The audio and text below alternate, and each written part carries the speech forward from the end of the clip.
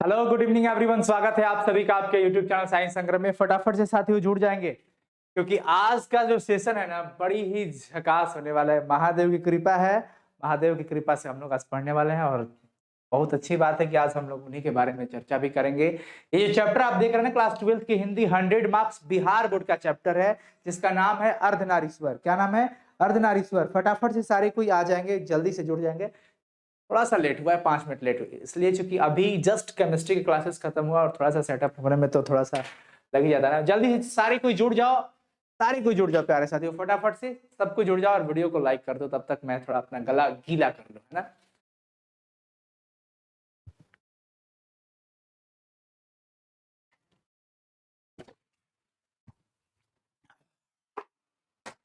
चलेंगे, बताएंगे फटाफट से सबको जुड़ गए। Yes, good evening class. Chapter जो 3 है संपूर्ण क्रांति मैं पढ़ा दिया, बस उसका क्वेश्चन आंसर बाकी है। उसका तैयार हो रहा है, जैसे ही तैयार हो जाएगा बहुत ही जल्द आप लोग के सामने हो जाएगा। ठीक है, टेंशन मत लेना मेरे प्यारे साथियों, कोई टेंशन मत लेना और सब कुछ शेयर कर दो। चैप्टर का नाम है अर्धनारीश्वर और ये जो चैप्टर है निबंध है। ट्रिक अगर नहीं देखे हैं आप तो वो जा करके ट्रिक फटाफट से देखिएगा, सर्च कीजिएगा यूट्यूब पर 12th हिंदी साइंस संग्रह, 12th हिंदी ट्रिक साइंस संग्रह ऐसे लिखिएगा, वो आ जाएगा कि कौन सा चैप्टर निबंध है, कौन कहानी है, कौन एकांकी है, कौन आत्मकथा है, कौन भाषण है, सब कुछ आपको मिल जाएगा। तो नारी की बात सदा गीत और लेख से बंधा होता है, ये बात निबंध है। तो नारी इसमें है, निबंध है। तो अर्धनारीश्वर जो चैप्टर है निबंध है। सबसे पहला जो क्वेश्चन यही होता है कि अर्धनारीश्वर किस विधा से संबंधित है। तो आप कहिएगा साथियों, क्या कहोगे? यह निबंध है। फटाफट से चैट सेक्शन में सब लिख दो। अर्धनारीश्वर जो पाठ है, अर्धनारीश्वर जो चैप्टर है वो क्या है? तो वो निबंध है। क्या है? निबंध है। Yes, good evening good evening good evening. Tension नहीं लेना मेरे भाइयों, चलो शुरू करते हैं इसको। आज हम लोग संपूर्ण हिंदी अर्थ समझेंगे, चाहे समय जितना हो जाए। आपसे बस हाथ जोड़कर विनती है, देखिए हाथ जोड़ करके विनती कर रहे हैं आपसे कि आप लोग चैट सेक्शन को मतलब गंदा मत कीजिएगा, प्लीज पढ़िएगा मन लगा करके, ठीक है ना। अनुशासित और मर्यादित परिवार और संस्कारी परिवार का परिचय दीजिएगा। यहाँ पर गलती कुछ कमेंट्स मत करना एक दूसरे के ऊपर, ठीक है। आप लोग शांति से पढ़ो निबंध, वेरी गुड। मैं जो क्वेश्चन पूछूंगा आपको बताना होगा। अगर आपको क्लास 12th की हिंदी में 100 मार्क्स, हिंदी में 100 में 99 100 अगर लाना है तो 2022 के एग्जाम में आपको भाई इससे तैयारी जबरदस्त करना होगा। हर एक चीजों को एक्टिव होना पड़ेगा, ठीक है ना। हीरो बनने का एक समय आता है, आप हीरो बनने के लिए तैयार रहो। 2022 एग्जाम का रिजल्ट आपको हीरो बनाएगा, लेकिन उसके लिए अभी से लगना होगा, ठीक है ना। चलो जी, निबंध है तो चलिए अर्धनारीश्वर। पहले हम लोग शब्द पे फोकस करते हैं, अर्धनारी ईश्वर। अर्धनारी ईश्वर यानी कि देखिए ईश्वर का जो रूप है वो अर्धनारी। बस सिंपल सा समझिएगा, मैं ज्यादा डीप में आपको नहीं ले जाने वाला हूं। अर्ध माने आधा नारी का है, आधा नारी है तो आधा नर जरूर होगा, ये दिमाग कहता है ना। सिंपल सा मीनिंग है। अगर आपसे ये कोई बोले कि ये भैया हमारा राइट हैंड है तो बचा हुआ हाथ लेफ्ट हैंड है, यही ना होगा। तो यही है, आधा नर नारी की चीजें होगी। कैसे शुरू हुआ, क्या हुआ, कुछ थोड़ा बहुत जान लेते हैं पहले। देखिए आप देख रहे हो, सृष्टि के निर्माण के हेतु शिव ने अपनी शक्ति को स्वयं से पृथक किया। पृथक मतलब अलग होता है, समझिएगा सारा चीज। शिव स्वयं पुल्लिंग के तथा उनकी जो शक्ति है वो स्त्रीलिंग की द्योतक होती है, यानी कि वो क्या है, संकेत है। पुरुष मतलब शिव एवं स्त्री अर्थात शक्ति का एक होने के कारण शिव नर भी है और नारी भी। शिव जो है नर भी है और नारी भी है, यानी आधा नर और आधा नारी का रूप उसमें, अतः वे अर्धनारीश्वर है। अर्धनारीश्वर उन्हीं को कहा गया। अर्धनारीश्वर क्या है? तो शिव और माँ जो है पार्वती, यानी कि जो शक्ति का रूप यहाँ पे नाम दिया गया है वही है। जब ब्रह्मा ने सृजन का कार्य आरंभ किया तब उन्होंने पाया कि उनकी रचनाएं अपने जीवनोपरांत नष्ट हो जाएंगी। ब्रह्मा जी को ऐसा लगा तथा हर बार उन्हें नए सिरे से सृजन करना होगा। हर बार वो सृजन करेंगे, खत्म होगा सृजन, नए बार से उनको करना पड़ेगा हर बार। तो इसके लिए गहन उन्होंने विचार किया और गहन विचार के उपरांत वो उनको पता चला कि किसी भी निर्णय पर वो नहीं पहुंच पाए। तो अपने समस्या के समाधान के लिए वो शिव की शरण में पहुंचे। किन की शरण में पहुंचे बता दो फटाफट से सबको ही। शिव की शरण में पहुंचे, ठीक है, शिव की शरण में पहुंचे। आगे क्या होता है भाई? उन्होंने शिव को प्रसन्न करने हेतु कठोर तप किया। ब्रह्मा जी ने शिव को प्रसन्न करने के लिए कठोर तप किया। ब्रह्मा की कठोर तप से शिव जी प्रसन्न हुए, महादेव की कृपा हुई, महादेव जी प्रसन्न हो गए। ब्रह्मा की समस्या के समाधान हेतु शिव अर्धनारीश्वर स्वरूप में प्रकट हुए। देखिए शिव जी उनके ऊपर प्रसन्न हो गए थे और अपनी कृपा बरसा रहे। हर हर महादेव महादेव। ब्रह्मा की समस्या के समाधान हेतु, कि ब्रह्मा जी की जो समस्या थी कि हर बार सृजन उनको नए सिरे से करना पड़ जाएगा, बार बार वो नष्ट होगा, रिन्यू करना पड़ेगा, तो भैया उनकी समस्या के समाधान के लिए शिव जो है अर्धनारीश्वर स्वरूप में प्रकट हुए। अर्ध भाग में वे शिव थे तथा अर्ध भाग में शिवा। अर्ध भाग में वे शिव हैं तो आधा भाग में वो शिवा का रूप है। अपने इस स्वरूप से शिव ने ब्रह्मा को प्रजननशील प्राणी के सृजन की प्रेरणा प्रदान की, कि हम लोग प्रजनन यानी अपने रिप्रोडक्शन, एक जीव जो होता है अपने जैसे अनेक जीवों को जन्म दे सकता है, वैसी प्रेरणा मिली। साथ ही साथ उन्होंने पुरुष एवं स्त्री के समान महत्व का भी उपदेश दिया। शिव जी ने कहा कि जितना नारी का महत्व मतलब कि महत्व है उतना ही क्या है भैया पुरुष का, यानी कि नर और नारी दोनों का होना जरूरी है। समान उपदेश दिया गया नर और नारी के बीच। अर्धनारीश्वर जो है इसके बाद अर्धनारीश्वर भगवान अंतर ध्यान हो जाते हैं। अर्धनारीश्वर भगवान किसको कहा गया? शिव जी को, यानी आधा भाग में शिव और आधा भाग में शिवा। ठीक है ना, ये चीज समझिएगा। हर हर महादेव। और फिर फाइनली आपको कैसा स्वरूप देखने को मिलेगा? ऐसा स्वरूप। आप ये फिगर कई कैलेंडर्स में कई फोटो में देखे होंगे ये चीज, जिसमें आधा भाग शिव जी का दिखता है और आधा भाग मैया पार्वती का दिखता है। आपने ये चीज देखा होगा, देखे हैं कि नहीं? आधा भाग हमारे शिव जी का दिखता है और आधा भाग मैया पार्वती जी का देखिए कितना सुंदर। एक तरफ हाथ में ये सब ओम का लिखा हुआ शिव जी का भाग है, बाल में जटाएं हैं एक तरफ मुकुट लगा हुआ है, माँ के हाथों में कमल है। देखिए सब कुछ, उंगलिया में अलतलत लगा हुआ है, आलता लगाई है माँ, और इनकी उंगली में भस्म लगे हुए हैं, पूरे शरीर में राख घसे गए हैं। देखिए कितना सुंदर। माँ के गले में हार दिख रहे हैं जी, और इनके गले का देखिए माला। मतलब आधा भाग शिव जी का और आधा भाग मैया पार्वती जी का। यह अर्धनारीश्वर स्वरूप यही कहा जाता है। अर्धनारीश्वर स्वरूप यही कहा जाता है। बाबा के हाथ में डमरू और मैया के हाथ में कमल। आधा नर और आधा नारी का जो रूप है ना, अर्धनारीश्वर। क्वेश्चन पूछेगा आपसे कि अर्धनारीश्वर किसका कल्पित रूप है? कल्पित रूप है, कल्पित कल्पित कल्पना किया गया रूप है। किसका? शिव और पार्वती का, शंकर जी और पार्वती का। जस्ट बताएंगे फटाफट से चैट सेक्शन में। क्या बताना है आपको? कि ये जो चीज है ना अर्धनारीश्वर,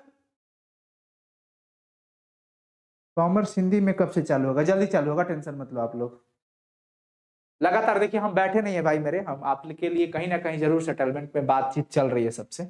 तो ये देखिए अर्धनारीश्वर शिव और पार्वती का, शिव और पार्वती का। जी हाँ, चैट सेक्शन भर देना चाहिए भाई, आप लोग भर दो, ठीक है ना। ऐसा आपने फिगर देखा होगा, आधा भाग शिव जी का, आधा भाग मैया पार्वती का। ये ऐसा फिगर आप देखे होंगे, बिल्कुल। कितना शानदार फिगर, देखिए, देख रहे हैं ना। अब चलिए इस जो चैप्टर देखिए, आधा भाग आप देख रहे हो ना जी? यस, देखिए ये पूरा फिगर देखिए। आधा भाग शिव जी का यहाँ पे दिया गया है, आधा नारी का यानी कि माँ पार्वती का। तो फाइनली ये जो चैप्टर देखिए, इसमें कहा गया नर और नारी एक दूसरे से अलग नहीं रह सकते हैं। कैसे अलग रहेंगे? आजकल ऐसा समय आ गया है, ऐसा स्थिति हो गया है कि नर सोचता है कि हमारे अंदर नारी का गुण आ जाएगा तो भैया हमारा मर्यादा खत्म हो जाएगा। नारी सोचती है कि हमारे अंदर नर का गुण आ जाएगा तो हमारा भी मर्यादा नष्ट हो जाएगा। ऐसा क्यों सोचते हैं नर नारी? ये आजकल की ये गलत भावना है, जो वहम विचार फैल गया है ना, ये गलत है। कहा जा रहा है कि शिव अगर कारण है तो शक्ति कारक है। ये एक दूसरे के क्या है? 1 सेकेंड।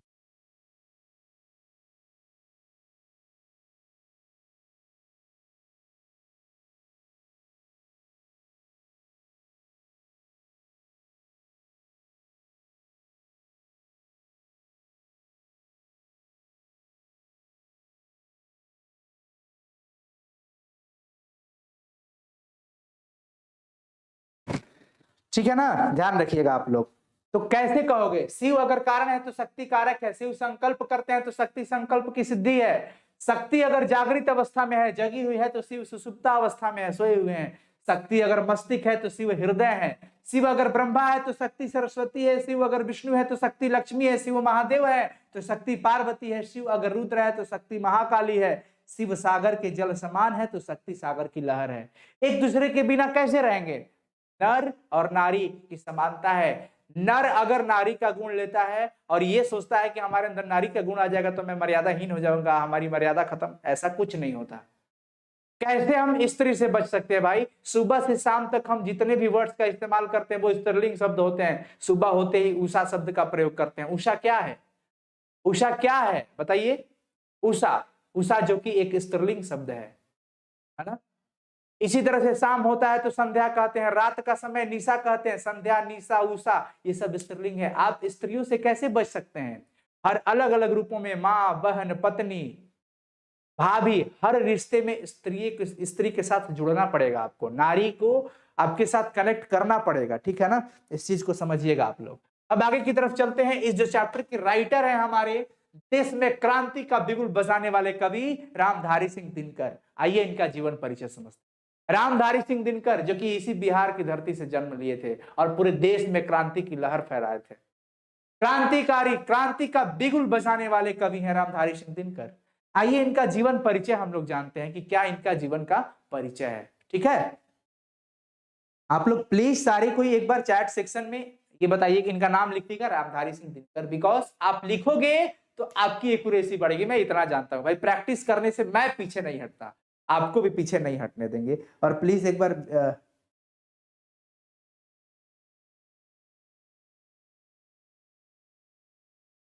चलिए, बहुत ही बढ़िया, रामधारी सिंह दिनकर, बहुत अच्छा। आइए इनका जीवन परिचय हम लोग जानते हैं। इनका जो जन्म हुआ था, कब हुआ था, कब निधन हुआ था, सारी चीजों को स्क्रीनशॉट ले लीजिएगा। और ये आपकी पुस्तक में भी ये चीजें हैं और इसी से क्वेश्चन पूछा जाएगा। क्वेश्चन बिहार बोर्ड का ऑब्जेक्टिव क्वेश्चन यहाँ से पूछता है, भौकाल क्वेश्चन पूछेगा, तहलका मचा देना तुम। जन्म इनका हुआ था 23 सितंबर 1908 को। सब चैट सेक्शन में लिखेंगे, सारे स्टूडेंट्स चैट सेक्शन में लिखना कि इनका जो जन्म हुआ था वो 23 सितंबर 1908 को हुआ था। रामधारी सिंह दिनकर जी का जन्म 23 सितंबर 1908 को हुआ था और 24 अप्रैल 1974 को इनका निधन हो गया था। इनका जो जन्म हुआ था वो बिहार के बेगूसराय के सिमरिया में हुआ था। बिहार की धरती, अपना बिहार में बहार है भाई, ध्यान रखना, बिहार गजब का नाम है। बिहार की मिट्टी से ना बहुत सारे लाल पैदा हुए जो इस देश के लिए क्या से क्या कर गए, क्या से क्या हो गए देखते देखते। समझ में आ रहा है ना बात? बिहार के बेगूसराय के सिमरिया गांव में उनका क्या हुआ था, जन्म हुआ था। कई सारे स्टूडेंट्स इसमें बेगूसराय से होंगे, उनके गांव में ही उन्हीं के बेगूसराय की ही मिट्टी में जन्म हुआ था इनका। किनका? रामधारी सिंह दिनकर जी का। माता जी का नाम था इनका मनरूप देवी। क्या नाम था? मनरूप देवी, ध्यान रखिएगा, मनरूप देवी नाम था। और इनके पिताजी का नाम था रवि सिंह। रवि सिंह, क्या नाम था साथियों? रवि सिंह नाम था, ध्यान रखेंगे, रवि सिंह, यस रवि। यहाँ पे रवि ऐसे होगा, वो टाइपिंग मिस्टेक है। पत्नी का नाम था श्यामवती देवी। इनकी जो पत्नी थी, बीबी थी, वाइफ थी, उनका नाम था श्यामवती देवी। सब कोई चैट सेक्शन में सारी चीजें बार बार से लिखेंगे, जन्म लिखेंगे, date of birth, date of death के, माता पिता का नाम लिखना, पत्नी का नाम लिखना। जितना ज्यादा लिखोगे एक्यूरेसी आपकी बढ़ेगी, ठीक है ना। जाना मत, अंत तक आपके लिए यहाँ क्रांति की लहर दौड़ाने के लिए आ चुके हैं कौन? रामधारी सिंह दिनकर। आज का चैप्टर बड़ी शानदार होने वाला है। इनकी शिक्षा की बात करते हैं। प्रारंभिक शिक्षा जो हुआ था इनका गांव और उनके आसपास में ही हुआ था। उनके गांव से ही स्टार्टिंग फेज का जो एजुकेशन लिए थे वो 1928 में वो मोकामा घाट रेलवे हाई स्कूल से मैट्रिक किए और 1932 में पटना कॉलेज से बीए ऑनर्स यानी कि इतिहास से, हिस्ट्री ऑनर्स से उन्होंने बीए किया। कहां से? पटना कॉलेज से। पटना कॉलेज से कब हुई थी? 1932 में उन्होंने बीए किया। 1932 में बीए किया था। ऑनर्स सब्जेक्ट उनका क्या था साथियों? हिस्ट्री ऑनर्स था। और 1928 में उन्होंने मैट्रिक किया था। देखिए कृति की बात करते हैं। उनकी जो कृति है क्या क्या है? प्रधानाध्यापक रहे HE स्कूल बरबीघा के, सब रजिस्ट्रार रहे जनसंपर्क विभाग एवं बिहार विश्वविद्यालय में हिंदी के भी प्रोफेसर रहे, भागलपुर विश्वविद्यालय में उपकुलपति भी रहे हैं और हिंदी सलाहकार भी रहे हैं। ये सारी चीजें स्क्रीनशॉट ले लीजिएगा और चैट सेक्शन तो रुकना नहीं चाहिए, सबको ही लिखना मेरे प्यारे साथियों, ठीक है। चलो स्क्रीनशॉट ले लिए होंगे आप, फटाफट से अगली तरफ चलते हैं। इनकी कृति भी पूछता है, ठीक है ना। वृत्तियां था वो, अच्छा वो वृत्ति था। अब हम लोग कृति की बात करते हैं। इनके द्वारा जो रचे गए हैं ना रचना, तो इसमें इन्होंने काव्य, कविता वाला भी फॉर्मेट लिखा था इन्होंने और फाइनली गद्य भी लिखे थे, काव्य भी लिखे थे और गद्य भी लिखे थे। प्रणभंग जो कि 1929 में, रेणुका, ये सब काव्य है। सब क्या है भैया? काव्य है। 1935 में हुकार, रसवंती, कुरुक्षेत्र, रश्मिरथी, नील कुसुम, उर्वशी, हारे को हरिनाम, परशुराम की प्रतीक्षा, कोमलता और कवित्व। ये सारा ऑब्जेक्टिव क्वेश्चन में पूछेगा कि हारे को हरिनाम किन की रचना है? रामधारी सिंह दिनकर का। नील कुसुम किन की रचना है? रामधारी सिंह दिनकर का। उर्वशी किन की रचना है? रामधारी सिंह दिनकर का। हुंकार, रेणुका, प्रणभंग, कुरुक्षेत्र, रश्मिरथी किन की रचना है भैया? रश्मिरथी। वाह वाह वाह, रश्मि नाम, क्या बात है, रश्मिरथी। देखिए तो कुरुक्षेत्र, प्रणभंग, रेणुका, ये सारी जो है ना इन्हीं के द्वारा लिखा हुआ काव्य है। अब गद्य की बात कर लेते हैं, मिट्टी की ओर। अर्धनारीश्वर जो कि 1952 में आपको मिला था, 1952 में ये पब्लिश हुआ था, अर्धनारीश्वर, जो कि आज हम लोग चैप्टर पढ़ रहे हैं, ठीक है ना। सबको एकदम लगातार लिखिएगा। चलिए बहुत बढ़िया, लगातार सबको ही चैट सेक्शन में। संस्कृति के 4 अध्याय, ये गद्य है, लिखे थे ये। काव्य की भूमिका, वट पीपल, शुद्ध कविता की खोज। शुद्ध कविता की खोज किनकी रचना है? रामधारी सिंह दिनकर का। फाइनली हम लोगों ने दिनकर की डायरी, ये भी उन्हीं की रचना है। फाइनली हम लोगों ने रामधारी सिंह दिनकर का जीवन परिचय किया, लेकिन इनसे संबंधित कुछ और भी बातें हैं जो कि हम लोग कर लेते हैं। जल्दी से आप इसका स्क्रीनशॉट लेंगे और अपने नोट्स में जरूर बना लीजिएगा, ठीक है। जल्दी से चले आगे। Yes sir. देखिए इसमें जो है मेन बातें अब आ गई। ऑब्जेक्टिव क्वेश्चन जो पूछता है कि संस्कृति के 4 अध्याय पर साहित्य अकादमी पुरस्कार उनको मिला था। क्वेश्चन क्या पूछेगा कि साहित्य अकादमी पुरस्कार किन कृति पर, किन रचना के लिए मिला था? किसके लिए? तो उनकी एक रचना थी, गद्य रचना, जिसका नाम था संस्कृति के 4 अध्याय। अभी मैं आपको दिखाया ना, संस्कृति के 4 अध्याय उनके द्वारा लिखा हुआ एक गद्य रचना है, और यही गद्य रचना पब्लिश हुई थी, लिखित थे। इसके वजह से, इसी रचना के चलते उनको साहित्य अकादमी पुरस्कार 1959 में 1959 में दिया गया था। अब देखिए उर्वशी जो रचना थी, जो कि एक काव्य है, काव्य रचना है, और ये गद्य रचना थी। ये क्या थी? गद्य रचना। तो गद्य रचना के लिए उनको साहित्य अकादमी पुरस्कार 1959 में दिया गया था, और उर्वशी के लिए उनको दिया गया था भारतीय ज्ञानपीठ पुरस्कार 1972 में। भारतीय ज्ञानपीठ पुरस्कार 1972 में दिया गया था, ठीक है ना। अब चलिए, उनको पद्म भूषण से भी सम्मानित किया गया था। पद्म भूषण भी 1959 में मिला था। क्वेश्चन पूछता है कि रामधारी सिंह दिनकर को कौन सा पुरस्कार मिला था? पद्म भूषण मिला था कि नहीं मिला था? पद्म भूषण मिला, साहित्य अकादमी पुरस्कार मिला, ज्ञानपीठ पुरस्कार मिला। अब चलिए अगली बात आती है कि अर्धनारीश्वर जो चैप्टर है वो क्या है? निबंध है। और दिनकर जी जो थे ना, वो छायावादोत्तर युग के प्रमुख कवि थे। छायावादोत्तर युग क्या है सर? ये कब आया सर? द्विवेदी युग के बाद आया था। छायावाद, छायावाद के बाद छायावादोत्तर, ठीक है ना। छायावादोत्तर युग, जिसमें छायावाद भावनात्मक, कल्पनात्मक, ठीक है ना, और ये कहे तो रोमांटिक वाली चीजें आई थी। द्विवेदी युग की जो कविताएं, कहानियां हुआ करती थी, उसमें ज्यादा रस नहीं मिलता था। जस्ट उसके बाद वो रसात्मक आ गई। छायावाद नामकरण का श्रेय, जो छायावाद शब्द है ना, ये जो नामकरण किए थे उनका श्रेय दिया जाता है किसको? मुकुटधर पांडे जी को। किसको? मुकुटधर पांडे को दिया जाता है। स्क्रीनशॉट ले लेंगे और चलिए वो मैं आपको दिखा देता हूं कि कौन सा काल कब तक रहा, कौन सा युग। इसका स्क्रीनशॉट ले लीजिएगा, बहुत इंपॉर्टेंट है। पूर्व भारतेंदु युग जो प्राचीन युग के नाम से जाना जाता है, वो 13वीं शताब्दी से लेकर 1868वीं ईस्वी तक रहा। भारतेंदु युग कब से कब तक रहा, जिसे नव जागरण का काल समझा जाता है, 1868 ईस्वी से लेकर के 1900 तक, ठीक है। अब द्विवेदी युग 1900 लेकर के 1922 तक, 1900 लेकर के 1922 ईस्वी तक रहा। और शुक्ल युग, जिसे हम छायावादी युग के भी नाम से जानते हैं, शुक्ल युग का नाम होता है छायावादी युग, जो 1922 से लेकर के 1938 तक चला था। और फाइनली जो शुक्लोत्तर युग, छायावादोत्तर, इसी युग के थे हमारे रामधारी सिंह दिनकर। रामधारी सिंह दिनकर जी, ठीक है ना, ध्यान रखिएगा। रामधारी सिंह दिनकर छायावादोत्तर युग के कवि थे।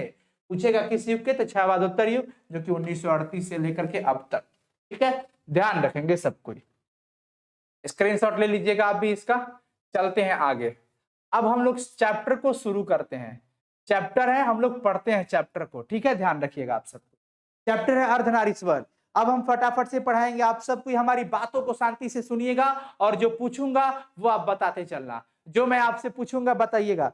देखिए अर्धनारीश्वर जो है ना, अर्धनारीश्वर शंकर और पार्वती का कल्पित रूप है। ध्यान रखिएगा, अर्धनारीश्वर शंकर और पार्वती का कौन सा रूप है? कल्पित रूप है, जिसका आधा अंग पुरुष का है और आधा अंग नारी का होता है। आधा अंग पुरुष का है और आधा अंग किसका है? नारी का है। एक ही मूर्ति की दो आंखें हैं, एक ही मूर्ति की दो आंखें हैं। देखिए, एक रसमयी तो दूसरी विकराल। बाबा का जो आंख का रूप है वो विकराल है, और माँ की जो आंखें हैं, माँ की आंखों में रस दिख रहा है। एक रसमयी आंख है तो एक विकराल रूप है बाबा का, महादेव जी का। एक ही मूर्ति की दो भुजाएं, दो हाथे हैं। एक ही मूर्ति के दो हाथे हैं, एक ही मूर्ति के दो भुजा। आप देख रहे हो ना, एक में क्या है? एक में त्रिशूल है, एक में त्रिशूल है तो दूसरे में चूड़िया, उंगलियां। चूड़ियों देखो, माँ के हाथों में चूड़ी दिख रही है, उंगली में अक्तलत है। अक्तलत का मतलब हो जाता है आलता लगा हुआ है, आलता से उंगलियां लाल की है माँ ने। एक ही मूर्ति के दो पांव, एक ही मूर्ति के कितने पांव है? दो पांव है, जिसमें एक तरफ में जालीदार साड़ी लगी हुई है और एक तरफ में बागंबर। बाबा बाघ लपेटे हुए हैं, बाबा के बाघ में पैर में बाघ का छाल लगा हुआ है और माँ की तरफ साड़ी लगा हुआ है, वो भी जड़ीदार साड़ी। कितना शानदार, ठीक है ना? तो यही चीज है। एक हाथ में डमरू, एक में वीणा परम उदार। एक हाथ में डमरू है तो एक में वीणा परम उदार। एक नयन में गरल, एक में संजीवन की धार। ध्यान रखिएगा, ए जटाजूट में लहर पुण्य की शीतलता सुखकारी। बाल चंद्र दीपित त्रिपुंड पर बलिहारी बलिहारी। इसका तात्पर्य होता है कि ये कल्पना शिव और शक्ति के बीच, शिव और शक्ति के बीच संपूर्णतः, ध्यान रखिएगा, शिव और शक्ति के बीच पूर्ण समन्वय दिखाया गया है। क्या किया गया है? पूर्ण समन्वय दिखाया गया है। ध्यान रखेंगे सब कोई, ठीक है ना? चलिए जी, आगे की तरफ चलते हैं। किंतु इसकी सारी व्याप्तियां वहीं तक नहीं रुकती। अर्धनारीश्वर की कल्पना में कुछ इस बात का भी संकेत है कि नर नारी पूर्ण रूप से समान है। अर्धनारीश्वर में, अर्धनारीश्वर रूप से ये आप सबको विदित होना चाहिए, पता होना चाहिए कि नर और नारी की समानता दी जाती है, ठीक है ना? एवं उनमें से एक के गुण दूसरे के दोष नहीं हो सकते। ऐसा नहीं है कि नारी का जो गुण है वो नर के लिए दोष बन जाए और नर का जो गुण है वो नारी के लिए दोष बन जाए, ऐसा कुछ नहीं होता है, समानताएं हैं। अर्थात नरों में नारियों के गुण आए तो उससे उसकी मर्यादाहीन नहीं होती है। नर में अगर नारी का गुण आ जाए तो अगर नर ऐसा सोचता है कि हम मर्यादाहीन हो जाएंगे, ऐसा नहीं होता। बिना नर की नारी कहां और बिना नारी का नर कहां? समन्वय बना हुआ है। ये सारा प्रतीक देखिए यहाँ पर बाबा का अर्धनारीश्वर रूप आप देख सकते हैं, लगातार मैं आपको दिखा रहा हूं, देख रहे हैं ना ये चीज, ठीक है? आगे की तरफ चलते हैं। मर्यादाहीन नहीं होती बल्कि उनकी पूर्णता में वृद्धि होती है, वो और ज्यादा वृद्धि हो जाती है। किंतु पुरुष और स्त्री में अर्धनारीश्वर का यह रूप आज देखने को नहीं मिलता। जो रूप यहाँ पर है वो आज रूप देखने को नहीं मिलता। न जाने हमारा समाज किस भ्रष्ट दिशा की ओर चल पड़ा है। संसार में सभी जगह पर पुरुष पुरुष है और स्त्री स्त्री है। पुरुष अपने आप को पुरुष समझ रहा है और स्त्री अपने आप को केवल स्त्री समझकर बैठी हुई है। नारी समझती है कि पुरुष के गुण सीखने से उसके नारीत्व में बट्टा आ जाएगा। बट्टा लगना का मतलब हो जाता है छूटा भैया, कमी दिख जाना। क्या होता है? ध्यान रखिएगा चीजों को।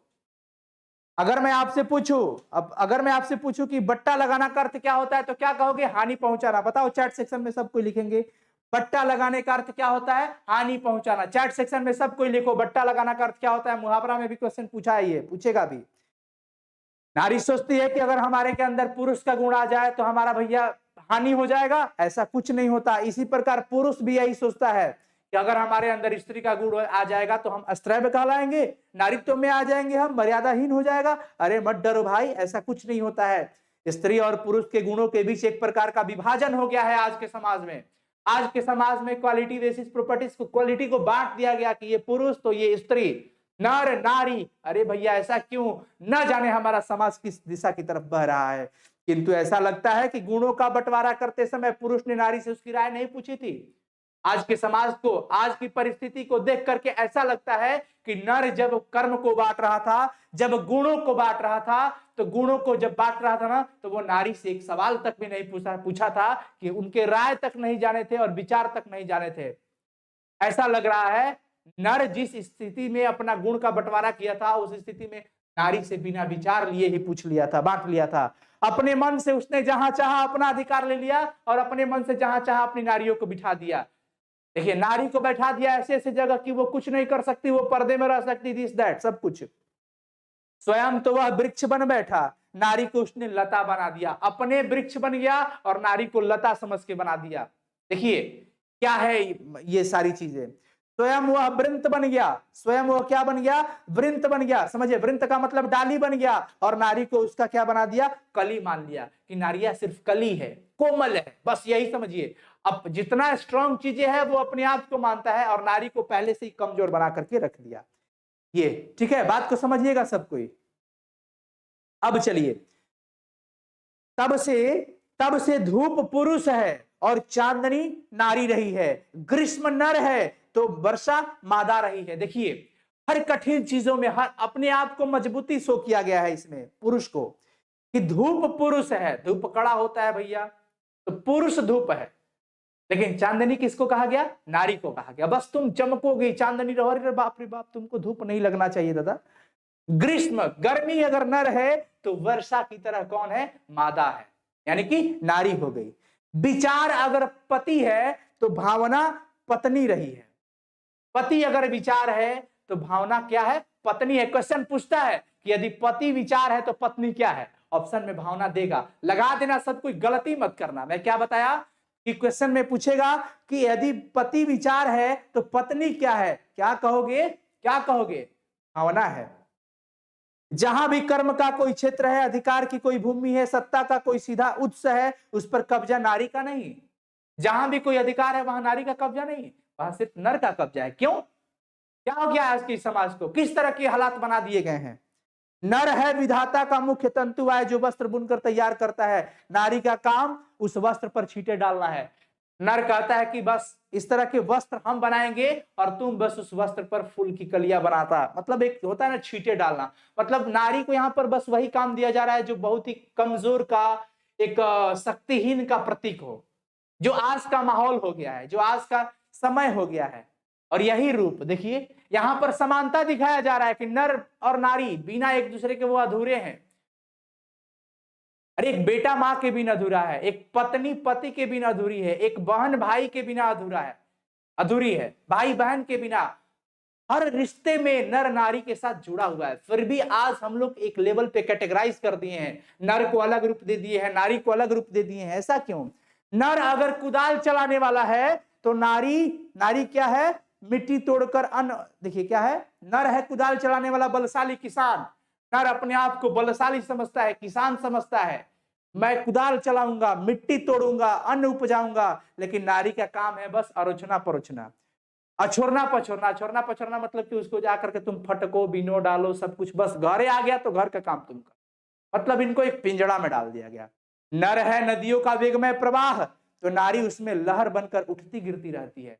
नर अगर नदी का प्रवाह माना गया है तो लहर बन करके नारिया है। मतलब हर जगह नर के साथ नारी को एक अलग लेवल पे रखा गया। सिंहासन तो सामान्यतः वस्तुतः राजा के लिए होता है जी, लेकिन रानी तो उसके वाम अंग की शोभा मात्र। सिंहासन, सिंहासन राजा यानी नर के लिए है, तो नारी सिर्फ उसका बाएं अंग का हिस्सा है, भाग है, बाएं में जाकर के बस रहेंगी। सत्य है राजा की अगर ग्रीवा गर्दन, तो उस विशाल वक्षोदेश, वक्ष का मतलब समझते हैं ना, ये छाती का जो भाग होता है, रानी उन पर मंदार हार बनकर झूलने के लिए है। यानी कि नारी जो है बस इस गर्दन पर क्या, वक्ष भाग पर, छाती पर क्या, केवल मंदार फूल की माला बनकर के झुकी रहेंगी, झूलती रहेंगी। राजा काया और रानी छाया का प्रतीक है। वाह रे वाह, राजा काया के प्रतीक है और रानी छाया के प्रतीक है। जल्दी से लिखो, रानी किसके प्रतीक है, छाया के प्रतीक है। ठीक है, यानी नर अपने अस्तित्व को बनाए रखे हैं और नारी के अस्तित्व को क्या कर लिए हैं, अधिकार को छीन लिया गया। अब देखिए क्या हो रहा है, सत्य का साकार रूप तो राजा ही होता है। रानी कल्पना की रंगीन जाली और सपनों की मीठी मुस्कान जो जीवन में उतरी तो वाह वाह और नहीं उतरी तो वाह वाह। वाह रे वाह, नारी बस इतना है कि जीवन में अच्छी लगी तो वाह वाह क्या बात है, मतलब बस इतना ही है, कल्पना के रूप में है। सत्य का साकार राजा है यानी कि नर है, रानी सिर्फ कल्पनात्मक रूप में रह गई। पुरुष अनछे दिवसेर ज्वाला तप्त रौद्र दाह, कामिनी अनछे यामिनी शांति समरण वारी वाह। मतलब क्या है कि दिन की ज्वाला और तप्त धूप, ये सब पुरुष के लिए लाई गई चीजें हैं, पुरुष की लाई गई चीजें हैं। दिन की जो ज्वाला है, धूप है, ये क्या है, पुरुष। और यामिनी, कामिनी तो यामिनी की शांति, तो कामिनी क्या लेकर के आती है, यामिनी की शांति। यानी एक नारी का बताया गया कि पुरुष जब अपने आप को धूप कह रहा होता है, ज्वाला कह रहा होता है, तो नारी को यहाँ पर शांति का प्रतीक बताया जा रहा है। किंतु कवि की यह कल्पना झूठी है। अब देखिए, यदि आदि मानव और आदि मानवी आज मौजूद होते तो ऐसी कल्पना से सबसे अधिक आश्चर्य उन्हें ही होता। सही बात है, आदि मानव अगर आज भी इस तरह में होते तो इस तरह का जो हम लोग माहौल बनाए हैं ना, बहुत ज्यादा वो लोग आश्चर्य हो जाता कि अरे यार हो क्या रहा है। आदि मानव बड़ी सोच में पड़ जाते, सब आश्चर्य हो जाते, और वे कदाचित कहते भी कि आपस में धूप और चांदनी का बंटवारा तो हमने नहीं किया था। क्या धूप है, क्या रात है, क्या छाया है, क्या काया है। आदि मानवों के लिए वो स्त्री पुरुष सब सब एक जैसे वनों में रह रहे हैं, जंगल में रह रहे हैं, सब मतलब खाने की व्यवस्था में सब लगे हुए हैं। ऐसा तो नहीं था उस समय कि तुम यहाँ पे हम बाहर जा रहे हैं और तुम घर में रहो, नहीं था आदि मानव के। वो तो इसको गलत कह देते। हम तो साथ साथ जन्मे थे। आदि मानव सब कहते कि हम तो साथ साथ जन्मे लिए थे, साथ साथ धूप और चांदनी में घूमे भी थे, वर्षा भी हुई थी, सब कुछ हुआ था, सब कुछ हुआ था, लेकिन साथ साथ में हुआ था। आपस में हम लोग आतप में साथ ही साथ घूमते भी थे। आहार संचय के लिए, भोजन का इकट्ठा करने के लिए हम नर और नारी जो थे ना, हम सब आदि मानव एक साथ में निकल करके जाते थे। और आज का समाज अगर ऐसा देखिए कैसा हो गया है। नर का काम बांट दिया गया, नर खुद बांटा है, नारी को घर में बैठा दिया है। अगर वो आदि मानव आज भी होते तो इस पर सवाल उठाते कि ऐसा क्यों, हमने तो ऐसा नहीं किया था। चैप्टर अगर समझ लोगे अच्छे से ना, तब मां कसम बोलते हो आपको एक भी क्वेश्चन छूटने वाला नहीं है भाई। इसलिए चैप्टर को अच्छे से समझना। अब देखिए, कह रहे हैं, लेखक कहते हैं कि अगर आदि मानव रहते तो वो क्या करते थे, एक साथ मिल करके, अगर उन पर कोई जानवर टूट पड़ता था जंगल में, जब वो आहार के लिए निकलते थे, तो आदि मानव पर अगर कोई जानवर टूट पड़ता था तो ये सब एक साथ मिल करके उन जानवरों का सामना करते थे। लेकिन आज नहीं, झगड़ा हो गया तो तुम हटो, नारी को ये लोग कहते तू घर में जाओ, तुमको यहाँ कौन बुलाया, हम देख लेंगे। यानी कि नर अपने दिखना चाहता है, नारी को उसके साथ नहीं रखना चाहता है। ऐसा माहौल बन गया है। लेकिन आदि मानव कहते नहीं, अगर हम लोगों के ऊपर कोई जानवर टूट पड़ता था तो हम सब नर नारी मिल करके, पूरे आदि जो मानव थे ना, हम सब मिल करके सामना किया करते थे, हम सब मिल करके सामना किया करते थे। आगे देखिए क्या हो रहा है। उन दिनों पर बलिष्ठ और नारी इतनी दुर्बल नहीं थी। उन दिनों पर नर, उस समय ऐसा नहीं था कि नर बलिष्ठ था और नारी कमजोर थी। आदि मानव के समय में ना, सब मजबूत होते थे, अभी भी मजबूती है ना। आहार के लिए ही एक दूसरे को अवलंबित रहना पड़ता था, किसी को कोई पर आश्रित नहीं रहना पड़ता था। नर हो चाहे नारी हो, आदि मानव में सब वो काम कर रहे हैं, सब आहार के लिए जा रहा है, सब धूप सह रहा है, सब खेत का काम कर रहा है, वन में घूम रहा है। मतलब जो भी कष्ट पीड़ा सुख दुख सब सब एक साथ में हो रहा है।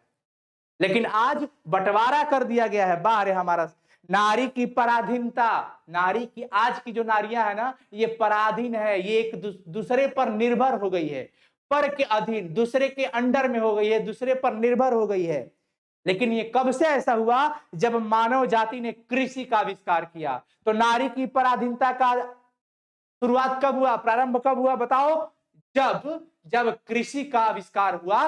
तब ध्यान रखना, चैट सेक्शन में सब लिख दो, सब लिख दो, सब लिख दो। क्या लिखना है भाई, मैं आपको क्या बताया कि नारी की पराधीनता तब आरंभ हुई जब मानव जाति ने कृषि का आविष्कार किया, जिसके चलते नारी जो है ना घर में रहने लगी और पुरुष बाहर निकलने लगा कृषि के चक्कर में, कि हम खेती करे जा रहे हैं, काटेंगे, कटनी करेंगे, बोझा लाएंगे बांध कर, तू खाली घरे पीट के अनाज साफ करना।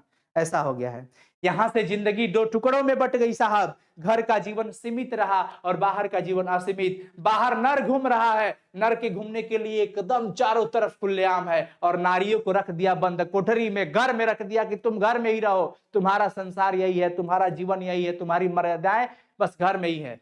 और अपने कहां बांट लिया, खुले आसमान के नीचे, पूरी धरातल पर हम बाहर रहेंगे नर। तो जब से कृषि का आविष्कार हुआ तब से यहां पर दो रास्ते निकल गए, नर के लिए बाहर, और जो बाहर है भैया उसका जीवन सीमित नहीं है, असीमित है, अनंत जीवन हो गया उसका, जहां चाह वहां रहा सबके लिए। लेकिन नारियों के लिए कर दिया कि तुम घर में रहो। कहां रहो, घर में रहो। नारी की पराधीनता का छोटा सा इतिहास यही है।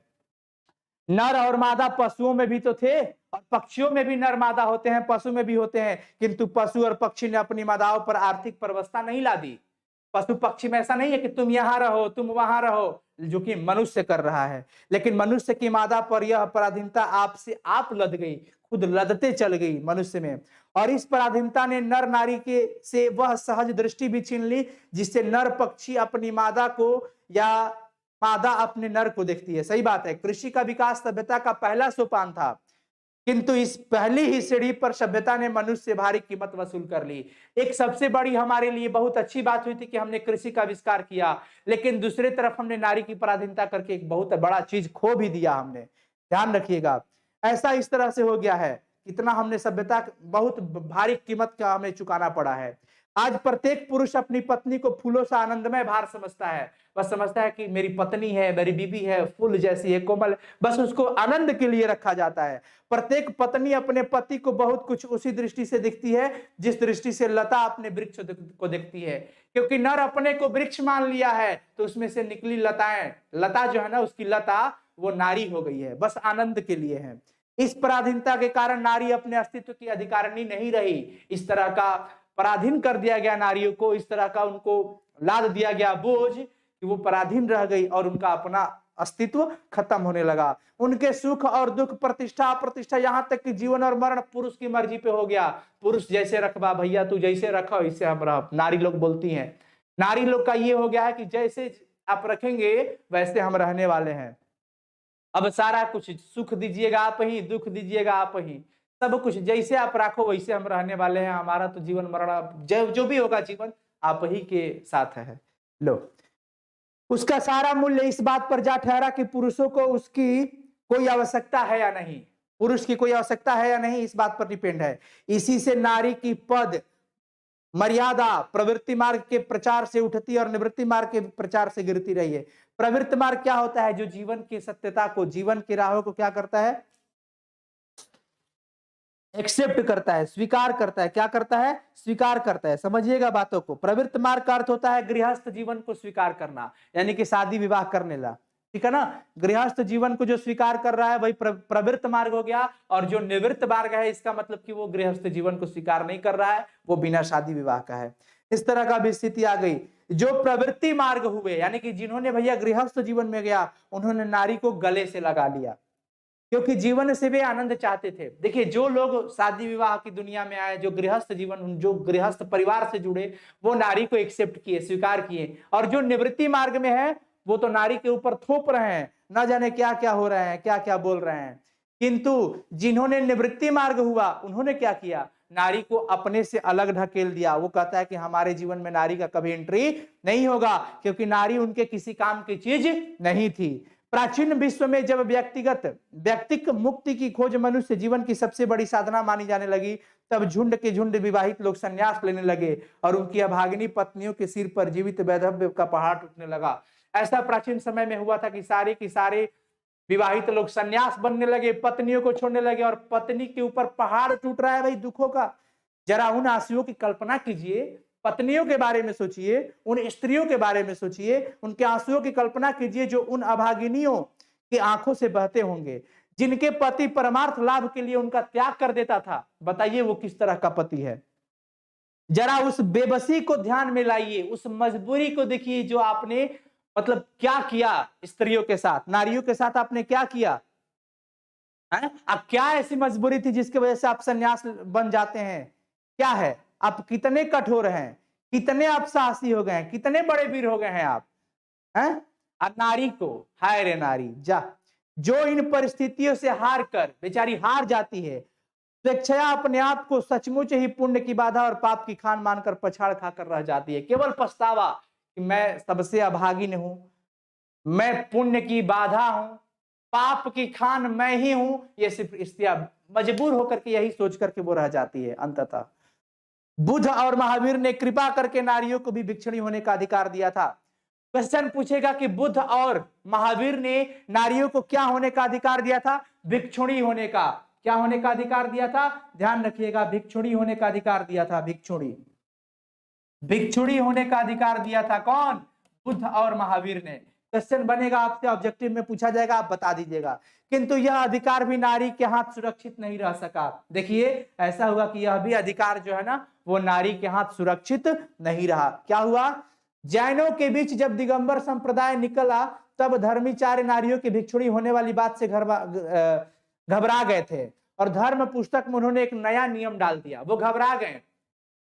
धार्मिक जो लोग थे ना, जब जैन का वो निकला था, दिगंबर संप्रदाय पूरा निकले हुए थे, तब धर्म वाले जो लोग थे, धर्माचार्य, नारियों को भिक्षुणी होने करके सुन करके वो क्या हो गए, घबरा गए और पुस्तक में एक नया नियम डाल दिए।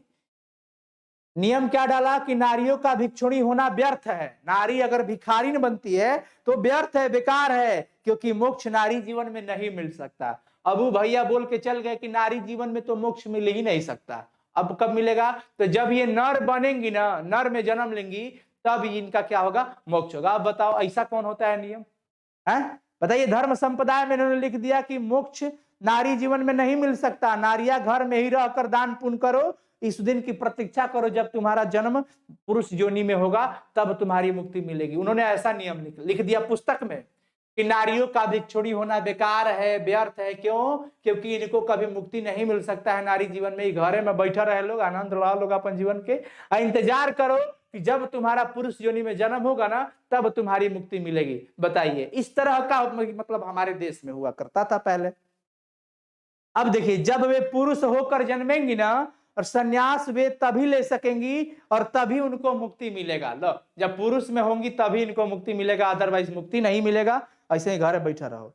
और बुद्ध ने भी एक दिन आयुष्मान आनंद से ईसत पश्चाताप के बाद, बड़ी पछतावे के बाद कहा कि आनंद, मैंने जो धर्म चलाया था ना, वो 5 सहस्त्र वर्ष तक चलने वाला था, 5000 वर्ष तक चलने वाला था, किंतु अब तो केवल 500 वर्ष चलेगा हो, क्योंकि नारियों को मैंने भिक्षुणी होने का अधिकार दे दिया। नारियों का उन्होंने क्या होने का अधिकार दे दिया था? भिक्षुणी मतलब भिखारिन। सुनिएगा सब कोई, धर्म साधक महात्मा और साधी नारियों से भय खाते थे। धर्म साधक जो महात्मा और साधु जो थे ना, वो नारियों से डर जाते थे, नारी को देख करके डर जाते थे। वो विचित्र बात तो अब यह है कि इनमें से कई महात्माओं ने तो ब्याह भी किया और फिर नारियों की निंदा भी की। अरे वाह, जौने थाली में खाए हो उसी थाली में छेद भी कर रहे हो। आश्चर्य की बात यह है साथियों कि कुछ महात्मा ऐसे निकले जो विवाह भी किए हैं, नारी को स्वीकार भी किए हैं और नारी की निंदा भी कर रहे हैं। वाह रे वाह, यही हमारा समाज है। कबीर साहब का एक दोहा है कि नारी तो हमहू करी तब ना किया विचार, जब जानी तब परिहरी नारी महाविकार। नारियों की यह अवहेलना हमारे अपने काल तक ही पहुंची है। बर्नार्ड शा ने नारी को अहेरिन और नर को अहेर माना है। ध्यान रखिएगा, बर्नार्ड शा ने नारी को अहेरिन और नर को अहेर माना है। अहेर का मतलब शिकार होता है। क्या होता है? शिकार। और अहेरिन का मतलब शिकारिन होता है। देखिए, बर्नार्ड शा, ये चीज आप ध्यान रखिएगा। कौन? बर्नार्ड शा, ध्यान रखिएगा। चला गया वो, हाँ अच्छा यहाँ पे है ना, चलो हटो जाओ।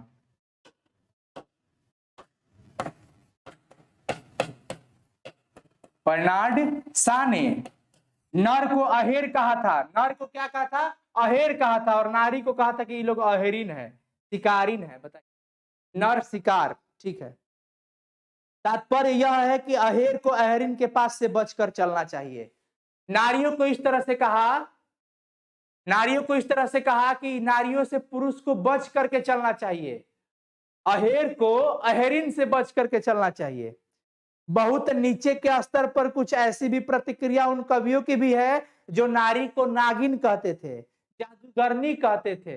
बताइए, कुछ ऐसे भी कवि का लिस्ट है। रामधारी सिंह दिनकर कहते हैं कि बताइए क्या हमारा समाज है। अरे बड़ी होनहार कुछ कवि भी ऐसे थे जो नर को तो अलग हाई लेवल की प्रायोरिटी देते हैं और नारी को कहते हैं कि अरे ये तो जादूगरनी है, ये तो डाइन है, ये तो नागन है, इस तरह की बात कहते हैं। लेकिन ये सब झूठी बातें हैं जिनकी इजाद पुरुष इसलिए करता है। पुरुष ऐसा क्यों करता है? पुरुष इसलिए करता है कि उसे अपनी दुर्बलता अथवा कल्पित श्रेष्ठता की दुलारने में सहायता मिलती है। वो नारी के सामने जा करके अपने आप को बाहुबली, अरे जानती हो आज फोनवा का लिखवा इसी से बोल रहा था, बहरिये बड़ी मार मारे हैं, क्योंकि नारी बेचारी फूल जैसी है। वो तो समझ जाते कि अरे बाप रे, हमारा पति बड़ा एकदम बाहुबली है। तो ये अपना बड़ाई वहां पर अपना दिखाता है। नर जो है ना, अपनी झूठी श्रेष्ठता का बलिहारी लेता है नारियों के सामने, अपनी पत्नियों के सामने। असल में विकार नारी में भी है। देखिए दिनकर जी कहते हैं कि असल में अगर हम बात करें तो दोष नारी में भी है और नर में भी है। नाग और जादूगर के गुण भी नारी में कम, पुरुष में अधिक होते हैं। पुरुष कम होते हैं का? पुरुष भी डांस देंगे ऐसे ना कि उसका कोई इलाज नहीं है। इन सबसे भिन्न देखिए रविंद्रनाथ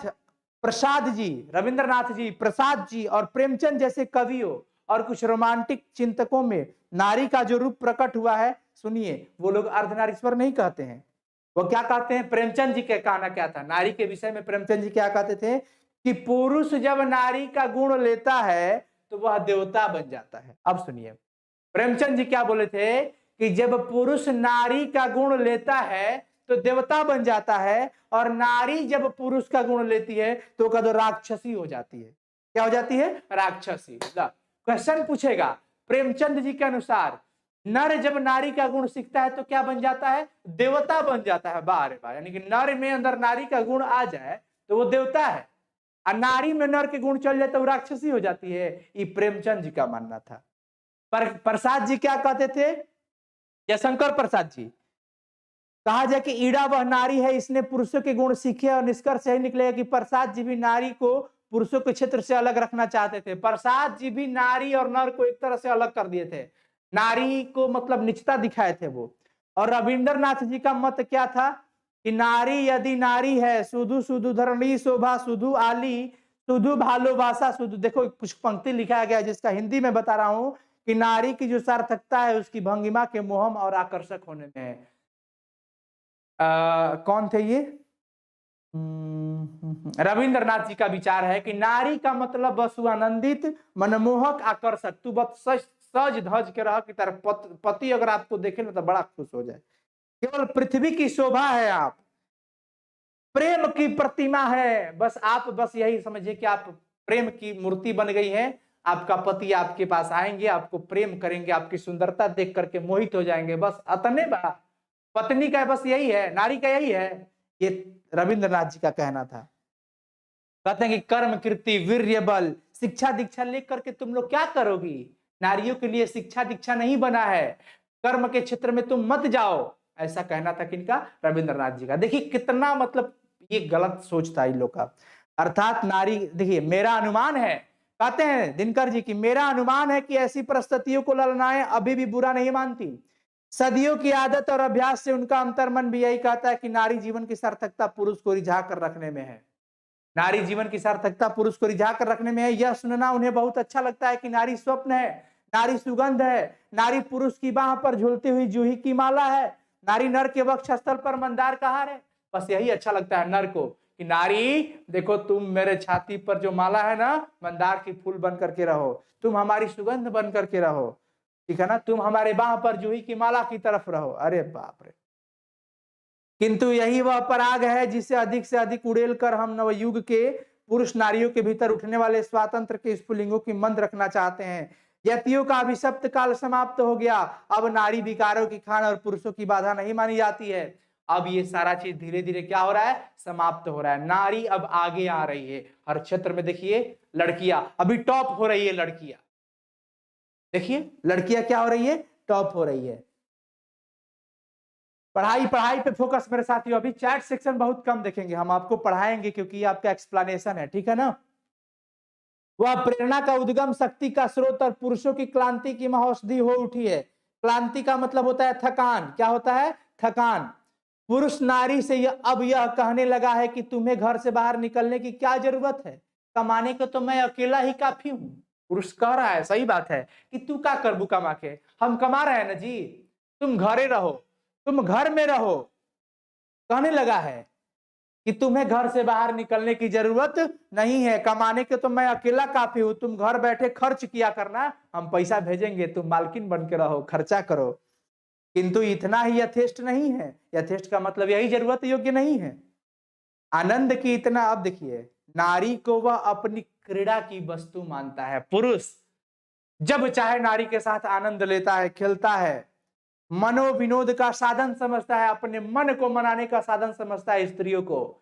जब अपना मन लगाना है तो स्त्री, फिल्मों में भी आप देखे होंगे, जब क्या बोलते हैं जी, श्रृंगार रस, रस जब आता है ना तो गुंडवा सब क्या करता है, जब किसी को मतलब बहुत बड़ा पार्टी करेगा ना तो पार्टी करते करते खूब डांस करेगा और उसके बाद नचाता है, कुछ लड़कियों को नचाएगा, मतलब अपना आनंद उठाएगा, आनंद का साधन समझ लेते हैं नारी को। क्या बस नारी यही है, इतनी है नारी, नारी की यही जिंदगी है कि वो आनंद के लिए रहेंगी?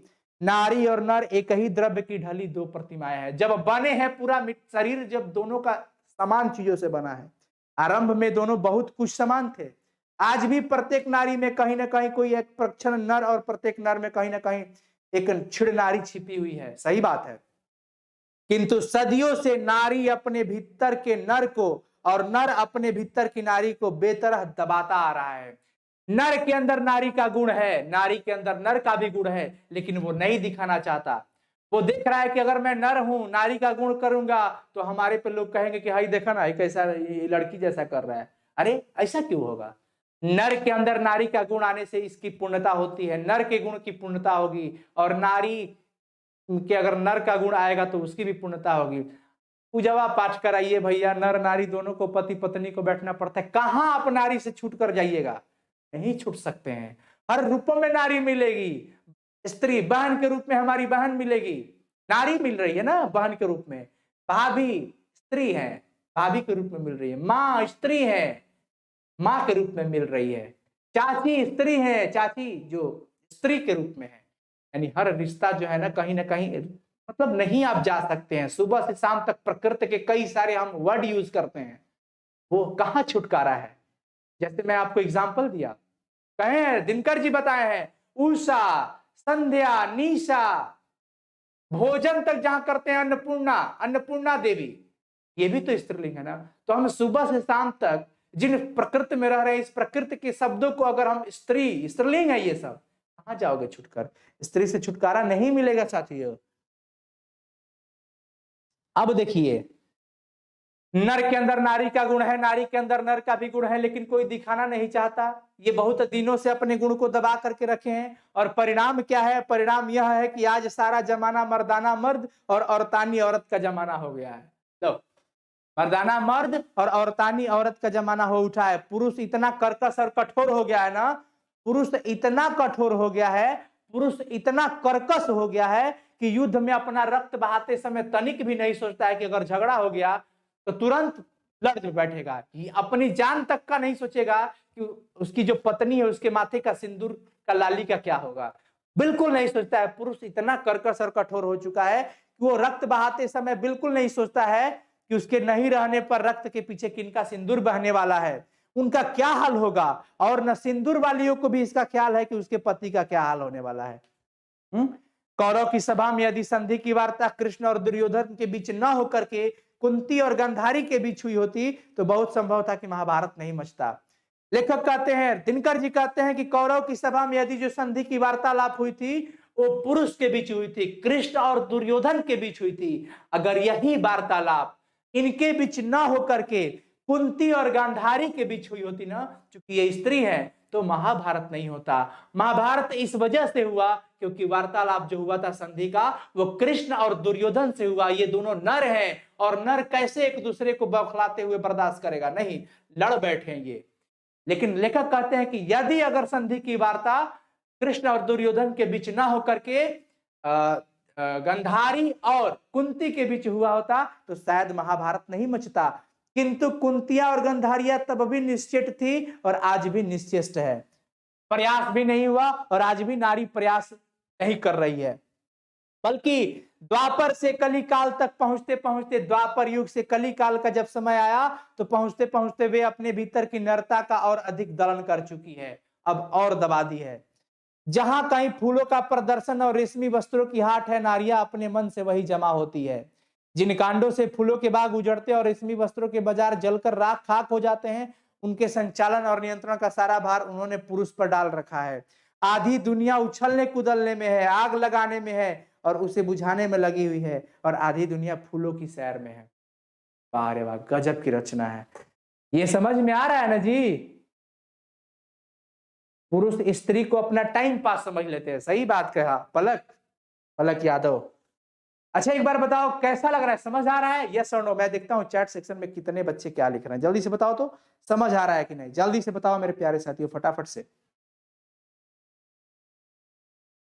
माई के दूधवा जैसन कवनो मिठाई ना मिले, सब कुछ मिल जाए पर दुनिया में ना माई ना मिले। Yes sir, yes sir. अब जो लेट सेशन ज्वाइन किया होगा उसको कम समझ आएगा, सिंपल सी बात है। सिंपल सा बात आपको एक शब्द में कहूं तो नारी को पराधीन कर दिया गया। नर अपने आप को श्रेष्ठ मानता है, काबिल समझता है, और नारियों को अपने आगे तुच्छ समझता है। नारियों को बस आनंद करने का एक साधन समझ लिया है, बस सिंपल सी मीनिंग में। इन सारे बातों का एक ही निष्कर्ष आएगा। पूरा पोल खोल दिए नारी का? नहीं नहीं, ये जो बात है वो सच है जो लिखा गया है।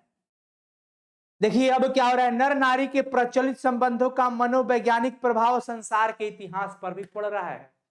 साइकोलॉजिकल इफेक्ट देखने को मिल रहा है, और जब तक यह संबंध नहीं सुधरते शांति के मार्ग की सारी बाधाएं दूर नहीं होगी।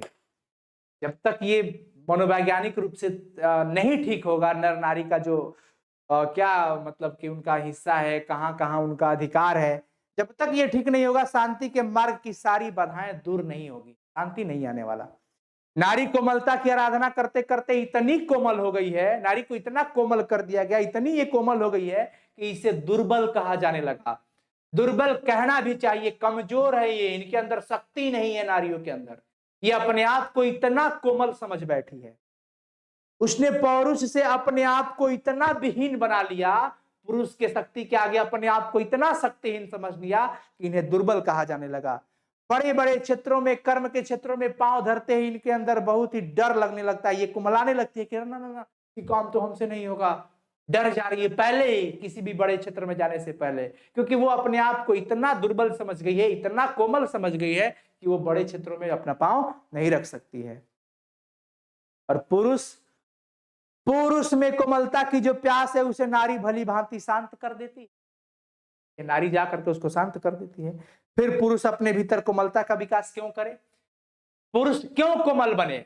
वो तो देख रहा है कि जब हम उत्सुक होंगे, जब हम बहुत ज्यादा ये होंगे ना, हमें कोमलता होने की जब जरूरत पड़ेगी तो नारी हमारी है, ये है, तुरंत आकर के वाह शांत कर देगी।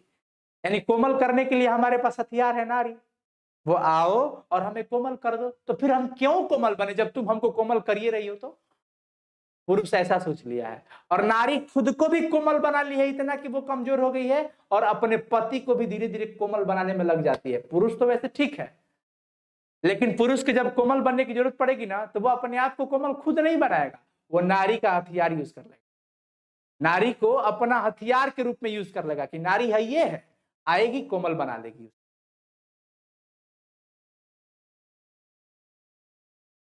नारी ही खुद को दुर्बल बना रही है। इस स्थिति से बाहर निकलने का रास्ता वह नहीं है जिसे रोमांटिक कवि और चिंतकों ने बताया, ऐसा नहीं है। कैसे निकलना है भाई? बल्कि वह है जिसकी ओर संकेत गांधी और मार्क्स जी करते हैं कि हाँ सही बतिया। निवृत्ति मार्ग, निवृत्ति मार्ग का मतलब जो गृहस्थ जीवन को स्वीकार नहीं करते हैं, जो शादी विवाह की दुनिया में नहीं जाते हैं, जो परिवार बनाना नहीं चाहते, वो गृहस्थ जीवन को जो स्वीकार नहीं कर रहा है उसे निवृत्ति मार्ग कहते हैं। निवृत्ति मार्गियों की तरह नारी से दूर भागने की बात तो निरी मूर्खता की बात है, ये तो बहुत बड़ी मूर्खता है। जो निवृत्ति मार्ग की बात कर रहा है वो बहुत बड़ी मूर्खता है, और भोगवादियों के समान नारी को नीरे भोग की वस्तु मान बैठना भी बहुत बड़ा गलत है। नारी केवल नर को रिझाने अथवा उससे प्रेरणा देने के लिए नहीं बनी है। नारी केवल नर को खुश रखने, मन लगाने और प्रेरणा देने के लिए नहीं बनी है भैया।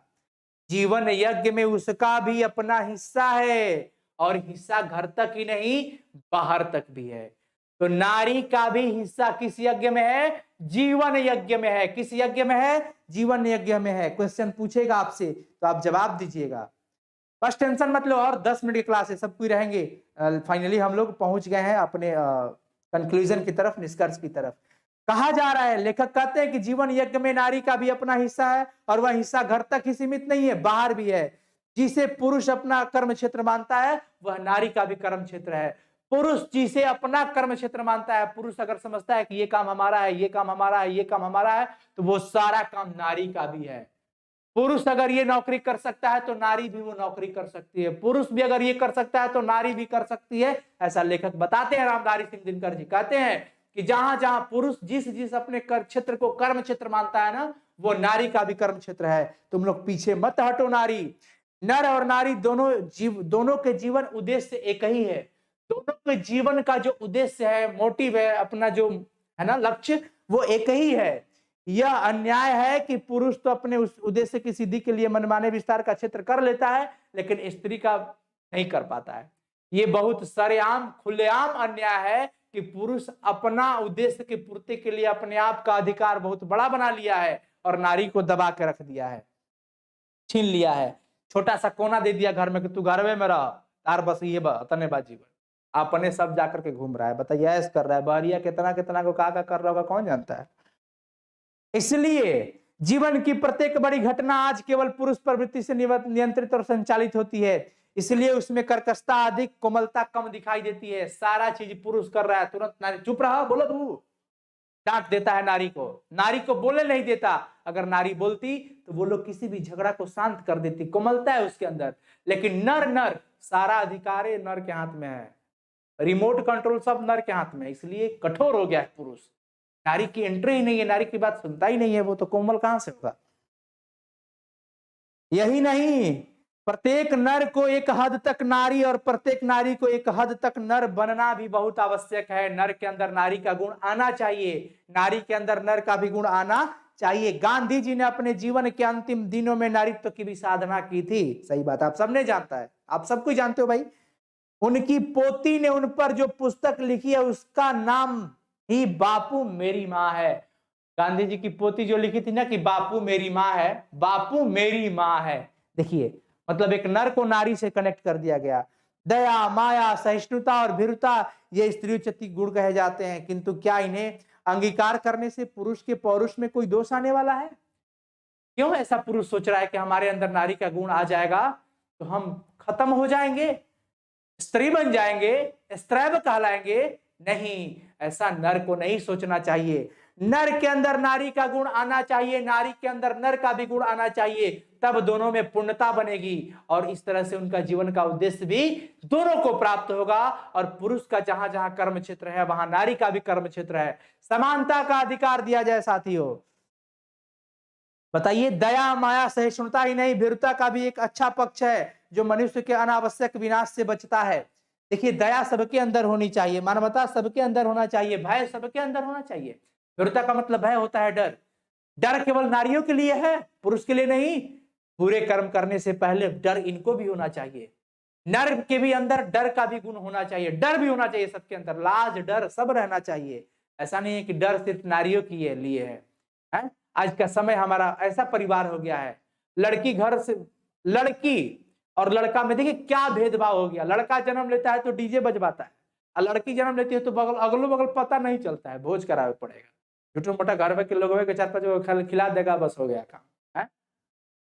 क्या मानसिकता है, क्या सोचते हो? ये सोच रहे हो कि लड़की पैदा होगी तो अभी से अकाउंट खुलवा के पैसा जमा करो?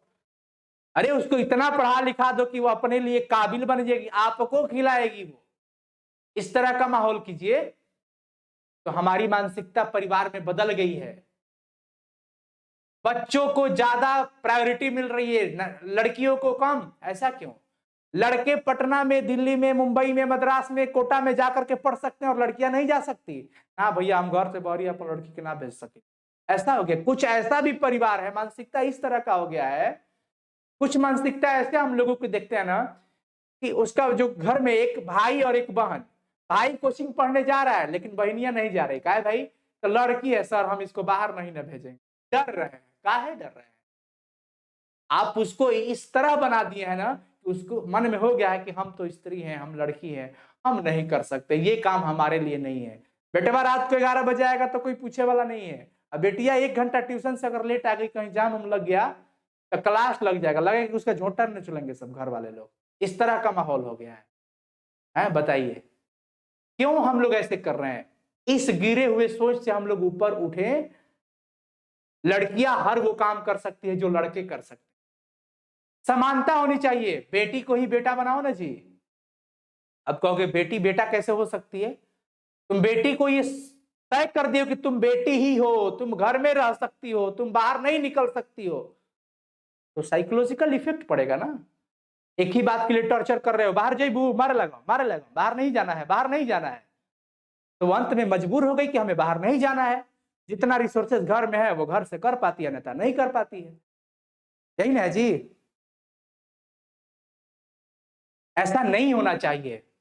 बस इतना ध्यान रखो, लड़का हो या लड़की, बड़ी तपस्या से आपके माता पिता सपना बनाते हैं, ठीक है ना। बहुत लोगों को सपना आपसे जुड़ा होता है। जीवन का सबसे बड़ा जो चीज होता है ना, पैसा नहीं होता, इज्जत होता है। क्या होता है? इज्जत, संस्कार होता है, मर्यादा होता है। मां की कोख का इज्जत और पिता के सर की पगड़ी का इज्जत, जो संतान बचा दिया, उससे बढ़िया संतान इस धरती पर कोई नहीं हो सकता। और ये जो डुबा दिया, जो दाग लगा दिया, उसको चुल्लू भर पानी में डूब मरना चाहिए। ऐसे लड़का हो या लड़की, कोई भी हो, हम सबके लिए बोल रहे हैं। मर्यादा है रहने का, सीमा है, हर काम को करने का एक नियम है, तरीका बनाया गया है, चलने का, पहनने का, बोलने का, हंसने का, सब कुछ का नियम है, मर्यादा है, तरीका है। उस तरीका से रहिए, ढंग से रहिए, संस्कारी बन के रहिए। किसी के बाप की औकात नहीं जो आपके ऊपर उंगली उठा दे। समझ गए ना? बस इतना ध्यान रहे कि माँ पापा और कुल खानदान का इज्जत बचा के रख दो। इससे बड़ा और कुछ चीज धरती पर हो ही नहीं सकता। इतना समझ लेना साथियों कि ये पूरी दुनिया जो है ना, काजल की कोठरी है। चारों तरफ काजल भरा हुआ है, काजल लगा हुआ है, और इस पूरी काजल की कोठरी में आप उजले वस्त्र पहन करके घूम रहे हैं। थोड़ी सी नजर हटी, दुर्घटना घटी। उजला कपड़ा पहने हो, कैरेक्टर इतना अच्छा है आपका कि मत पूछो, लेकिन दुनिया जो काली है, काजल की कोठरी है, थोड़ा सा भी इधर ठेकिएगा ना, टच कीजिएगा तो लग गया दाग अब काला। अब कितना भी सर्फ एक्सल और मर्फ एक्सल कुछ भी लगाइए, ये दाग छूटने वाला नहीं है।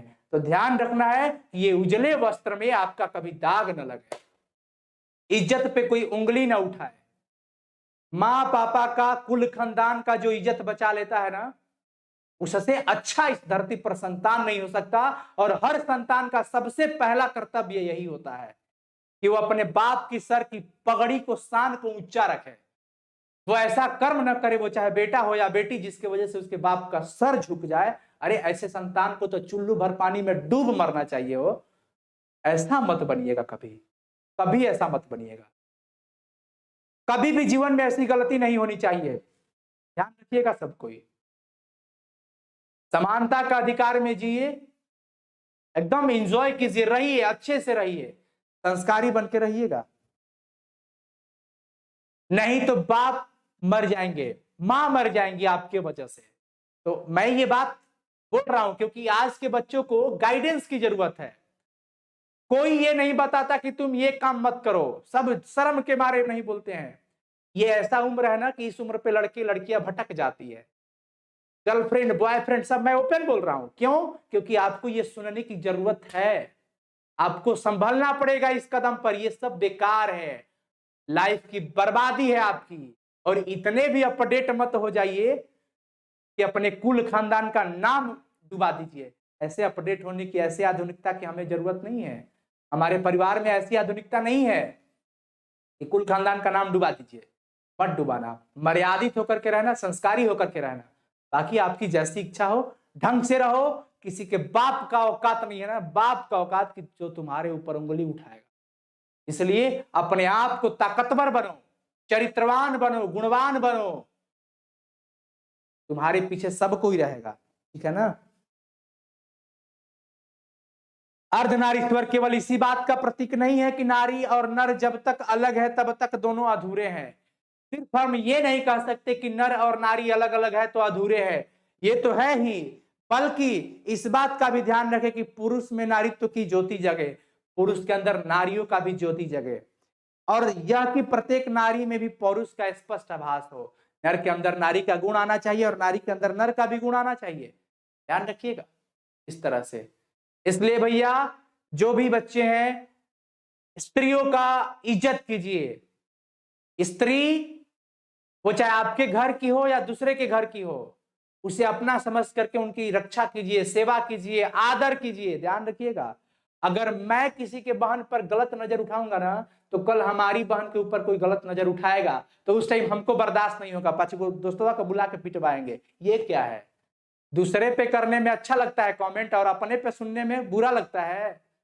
इसलिए ढंग से रहिए, आपके ऊपर कोई अत्याचार नहीं, ऊपर वाला सब देखता है। बहुत बड़ी सजा मिल सकती है इसका। इसलिए ये उम्र है, और चूंकि चैप्टर ऐसा था इसलिए मैं ये सारा बात आपको बता रहा हूं। सबको इज्जत दीजिए, तब इज्जत मिलेगा। वो चाहे आपकी बहन हो, आपकी माँ हो, आपकी घर की कोई भी हो, अपने जैसा सबको समझिएगा। राइट, इस चीजों का ध्यान रखिएगा, चाहे वो लड़की हो या लड़का हो। एक दूसरे का इज्जत कीजिए, सम्मान दीजिए। आप अगर दूसरे के परिवार को सम्मान देंगे तो कल कोई दूसरा आपके परिवार को सम्मान देगा। ठीक है ना? इससे बढ़कर और कोई चीज नहीं हो सकता।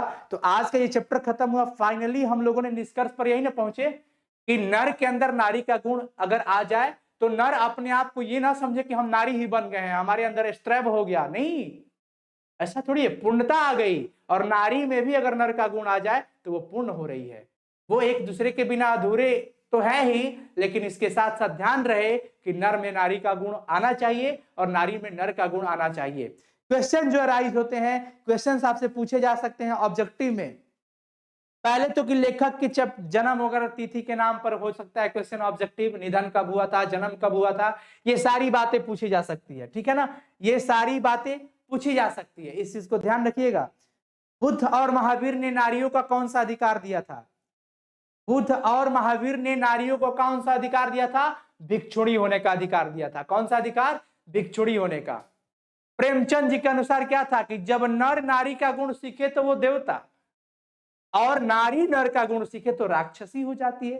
ये सब ध्यान रखेगा, ऑब्जेक्टिव क्वेश्चन में पूछेगा। बर्नार्ड शॉ ने नर को अहेर बताया, नारी को अहेरिन बताया, शिकार और शिकारी। समझ में आ रहा है ना? नारी का भैया किस यज्ञ में बराबर का हिस्सा होना चाहिए? नारी का किस यज्ञ में बराबर का हिस्सा होना चाहिए बताइए। यादव ऑफिशियल जी 10th का क्लास होगा, टेंशन मत लीजिए मेरे भाई, शुरू होगा। एक ही तो दिल है, कितना बार जीतेंगे आप लोग। नारी को किस यज्ञ में बराबर का हिस्सा है? तो जीवन यज्ञ में। किस यज्ञ में?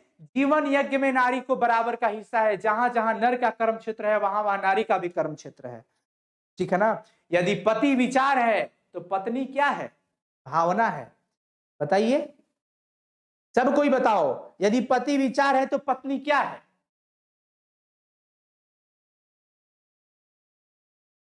यदि पति विचार है तो पत्नी क्या है? बताएंगे सब कोई। मैं ऑप्शन दूं आपको? ऑप्शन दे दूं?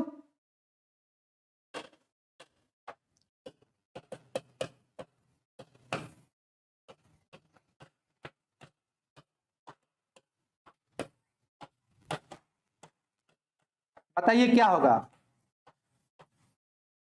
क्या होगा? क्या होगा इसका सही जवाब? क्वेश्चन क्या था कि यदि पति विचार है तो पत्नी क्या है? यदि पति विचार है तो पत्नी क्या होगी? बताइए, पत्नी क्या होगी? पत्नी सोच है कि समझ है कि भावना है कि बुद्धि है? भावना है। बहुत ही बढ़िया, क्या हो जाएगा? राइट ऑप्शन सी, भावना हो जाएगा, भावना हो जाएगा। अगला क्वेश्चन मैं आपसे पूछूं कि अर्धनारीश्वर शंकर और पार्वती का कौन सा रूप है? कौन सा रूप है? ऑप्शन ए वास्तविक रूप, ऑप्शन बी ए वास्तविक, काल्पनिक रूप, काल्पनिक, वास्तविक, और एक आपको दे देता हूं काल्पनिक, और तीसरा दे देता हूं यथार्थ, और चौथा दे देता हूं इनमें से कोई नहीं। बताइए, शंकर और पार्वती का कौन सा रूप है अर्धनारीश्वर? इनमें से कोई नहीं। चलिए बताइए तो जल्दी से, क्या होगा? क्या होगा सही जवाब? क्वेश्चन यहां पे लिखा हुआ है, अर्धनारीश्वर शंकर और पार्वती का कौन सा रूप है? कल्पित रूप है। बहुत ही बढ़िया, क्या हो जाएगा? कल्पित रूप हो जाएगा। बहुत सुंदर, बहुत सुंदर। अब बताओ, नारी के सुख दुख, नारी के सुख दुख, इसको कैसे क्लियर कर देते हैं? चलो यहां से हाँ, नारी के सुख दुख और जीवन मरण किसके मर्जी पर है? नारी का सुख दुख और जीवन मरण किसकी मर्जी पे है? स्वयं की मर्जी पर है या भगवान की मर्जी पर है? ध्यान रखिएगा, पठित पाठ के आधार पर बताइएगा। भगवान की मर्जी पर है कि परिवार वालों की मर्जी पर है, परिवार पर कि पुरुष पर है? बताइए तो। नारी का सुख दुख और जीवन मरण किस पर आधारित है? नारी पे ही है या भगवान पर है कि परिवार पर है कि पुरुष पर है? बताइए तो, बताइए किस पे होगा? बी बता रहे हैं सब कोई, बी होगा जी। नहीं, पुरुष पर। यस, वेरी गुड, पुरुष पर है, यानी कि नर पर, नर पर वो डिपेंड हो गई है। अब चलिए, प्रेमचंद के हिस्से तो बता दिए है ना। नारी नर के वक्ष स्थल का कौन सा हार है? नारी जो है नर के वक्ष स्थल का कौन सा हार है? बताइए तो। गुलाब, क्या क्या क्वेश्चन था? नारी नर के वक्ष स्थल का कौन सा हार है? हाँ जी, गुलाब का हार है, गुलाब का हार, मंदार का हार, मंदार का हार, और अगर मैं चमेली का हार, चमेली का हार कि जूही का हार? बताइए तो। नर के वक्ष स्थल, छाती का जो भाग होता है ना, उस पर जो फूल रहता है ना, अथी माला रहता है, हार जिसे बोला गया है, नर के वक्ष स्थल पर जो नारी है वो किस तरह का हार के रूप में है? गुलाब का हार, मंदार का हार, चमेली का हार कि जूही का हार? बताइए तो। कौन सा हार? जल्दी से साथियों बता दो फटाफट से।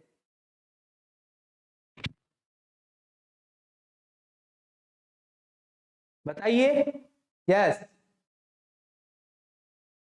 गले का हार इसमें थोड़ी है। गले का हार, मंदार का हार, मंदार फूल होता है, मंदार का हार कहिएगा। मैं बार बार बताया हूं ना, मंदार का हार रहता है। क्या है? मंदार का हार, ठीक है ना। गृहस्थ जीवन की जो स्वीकृति करता है उसे क्या कहते हैं? बताइए। जो गृहस्थ जीवन की स्वीकृति कर रहा है उसे हम क्या कहते हैं? प्रवृत्ति मार्ग, प्रवृत्ति मार्ग कि निवृत्ति मार्ग, निवृत्ति मार्ग कि वाम मार्ग कि इनमें से सभी? जो गृहस्थ जीवन, जो गृहस्थ जीवन को स्वीकार कर रहा है उसे क्या कहते हैं? बताइए तो, क्या कहता है? जो गृहस्थ जीवन का स्वीकार कर रहा होता है उसे हम क्या कहते हैं? सब कुछ बताएंगे। जो गृहस्थ जीवन की स्वीकृति में है उसको हम क्या कहेंगे? फटाफट से बताओ। प्रवृत्ति मार्ग कहेंगे, निवृत्ति मार्ग कहेंगे, वाम मार्ग कहेंगे कि इनमें से सभी हो जाए? प्रवृत्ति मार्ग। ध्यान रखिएगा, प्रवृत्ति मार्ग का अर्थ हो जाता है गृहस्थ जीवन की स्वीकृति। गृहस्थ जीवन की क्या करता है? वो स्वीकार करता है, गृहस्थ जीवन की स्वीकृति होती है। और निवृत्त मार्ग का मतलब होता है जो गृहस्थ जीवन का स्वीकार नहीं करता है।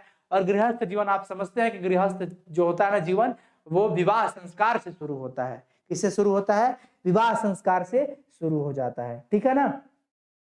अब चलिए, कामिनी अपने साथ क्या लाती है?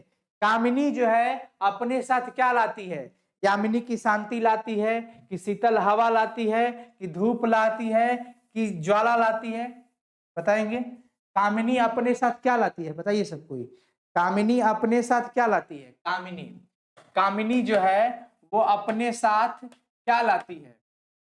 यामिनी की शांति, यामिनी की शांति लाती है कि ज्वाला लाती है कि धूप लाती है? क्या लाती है? बताएंगे, बताइए फटाफट से। क्या लाती है? कि शीतल हवा लाती है? शीतल हवा लाती है? बताइए तो सब कोई। यामिनी की शांति, बहुत बढ़िया, बहुत ही बढ़िया। और क्वेश्चन पूछ रहे हैं।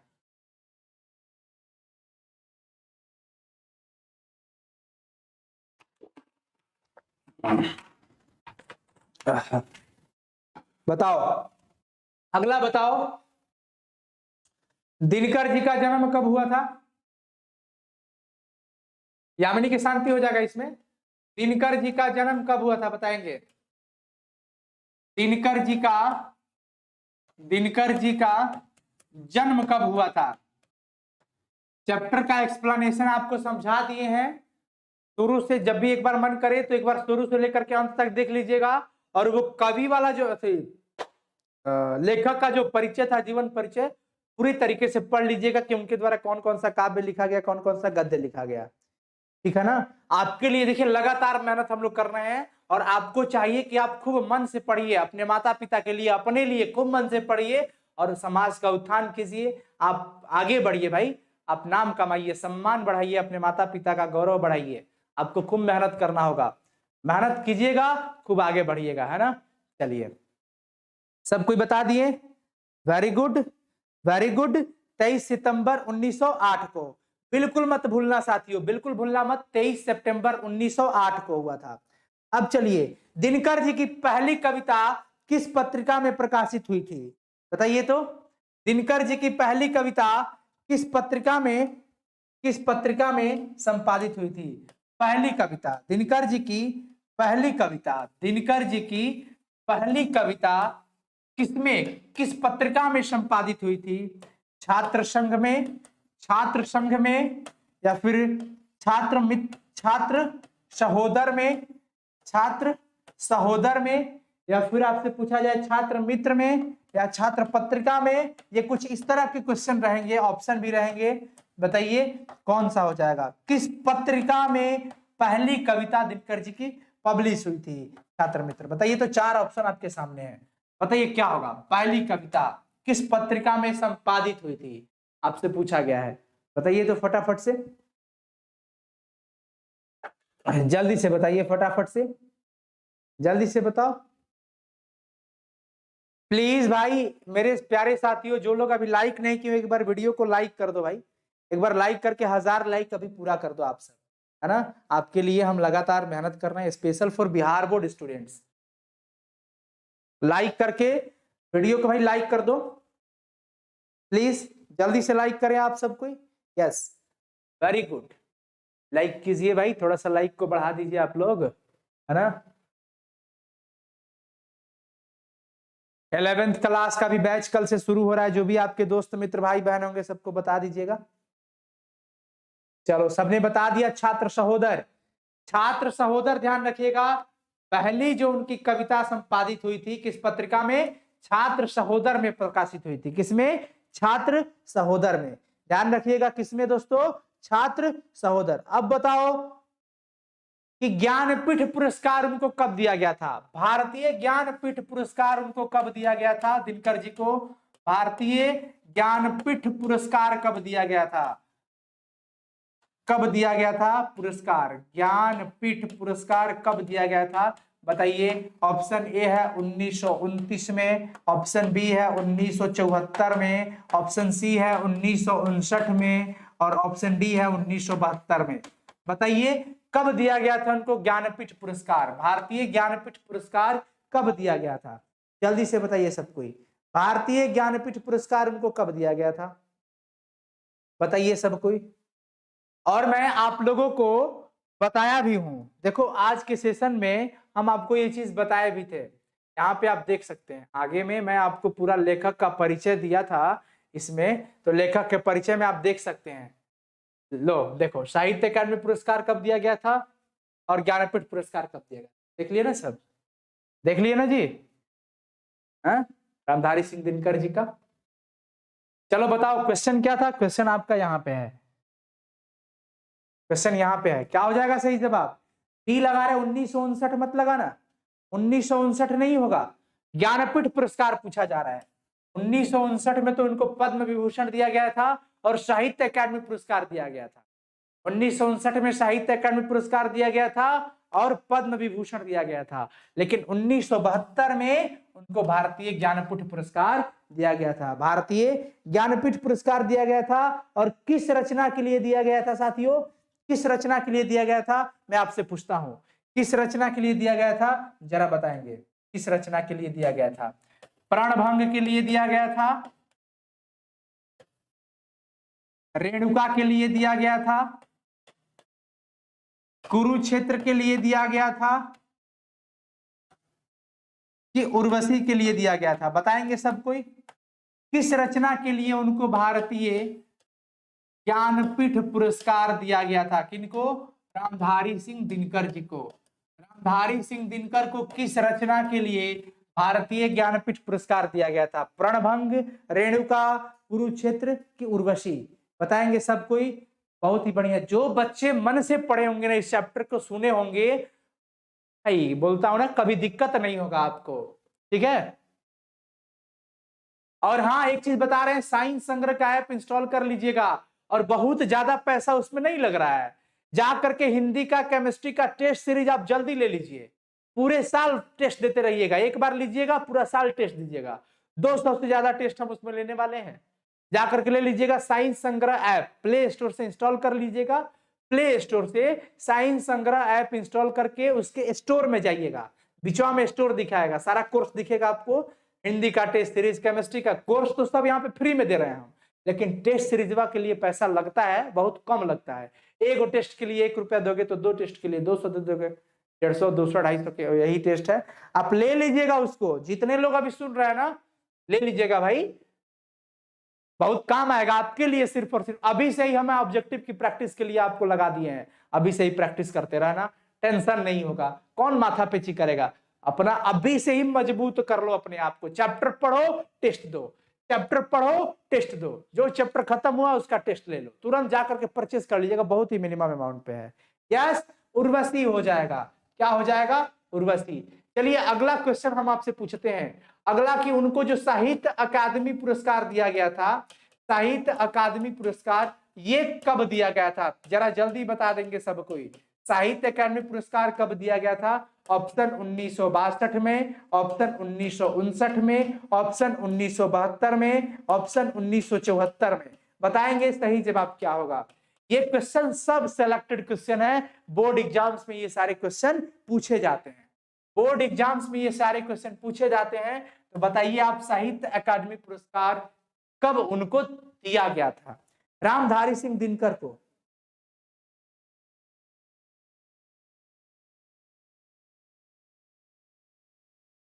यस, यस, बहुत ही बढ़िया, बहुत ही बढ़िया, बहुत ही बढ़िया। चलो जी, 1959, 1859 मत लिखो। कौन 1859 लिख दिया जी? 1859 लिख दिए हैं, कोई लिखे थे जिसको मैं अभी देखा था,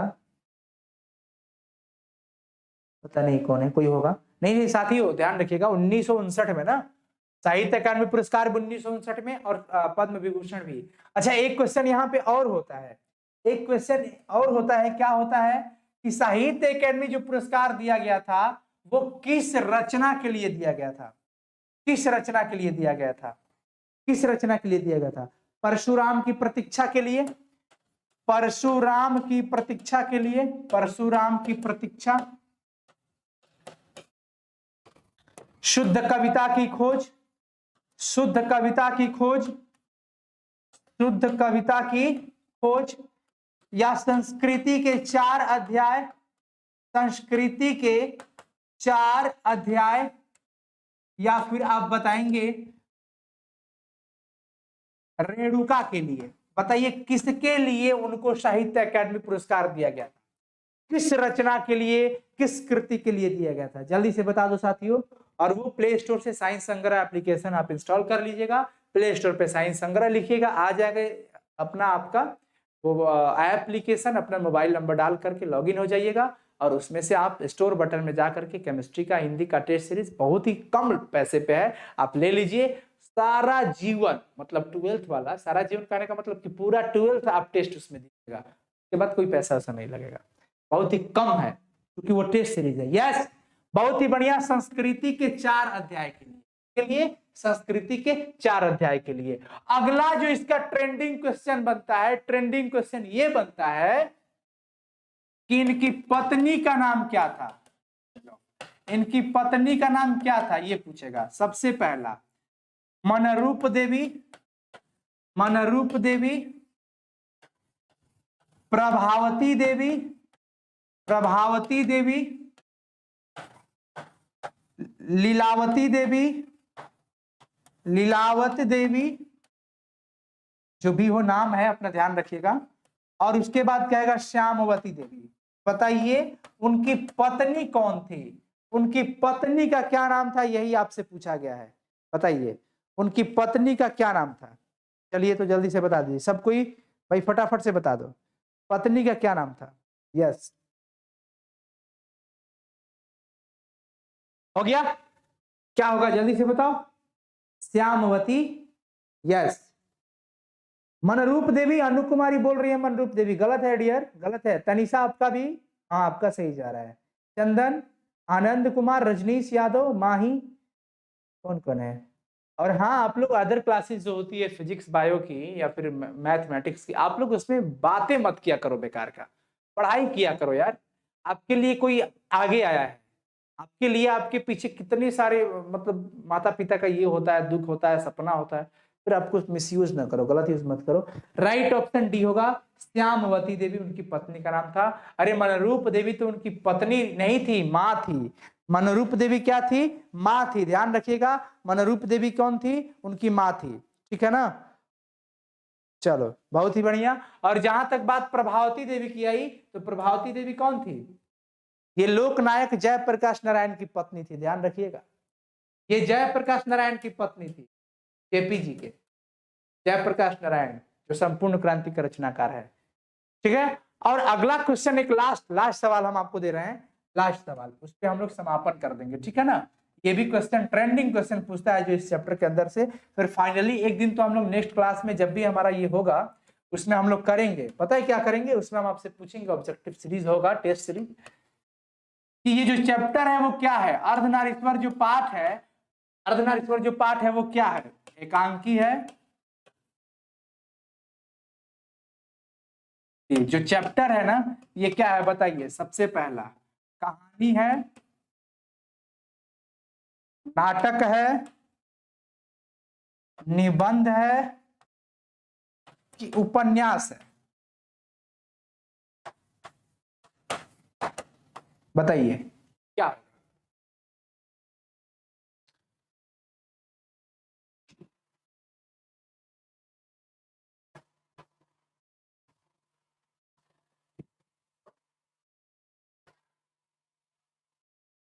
यस, निबंध, बिल्कुल ध्यान रखिएगा, निबंध होगा, ठीक है ना, निबंध होगा, राइट ऑप्शन सी।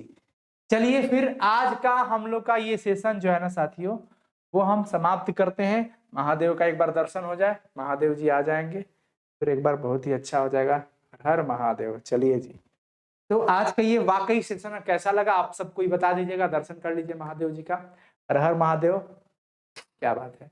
आप लोग को ये सेशन कैसा लगा, लगातार 1.5 घंटे का ये सेशन जिसमें हमारी इच्छा थी कि संपूर्ण लेखक का परिचय और पूरे पाठ का ऑब्जेक्टिव भी, और साथ ही साथ संपूर्ण हम लोग एक्सप्लेनेशन कर लिए। और अगर आप चाहो तो इसका सब्जेक्टिव क्वेश्चन आंसर खुद से एक बार ट्राई करना, देख लेना, एक भी ऐसा क्वेश्चन होगा जो आपसे छूटेगा नहीं, बिल्कुल नहीं, एक भी ऐसा क्वेश्चन होगा जो आपसे नहीं छूटेगा, कोई भी नहीं ऐसा होगा, ठीक है। चलो तो आज का सेशन कैसा लगा जरूर हमारे लिए थोड़ा देर का समय निकालिएगा और कमेंट जरूर कीजिएगा।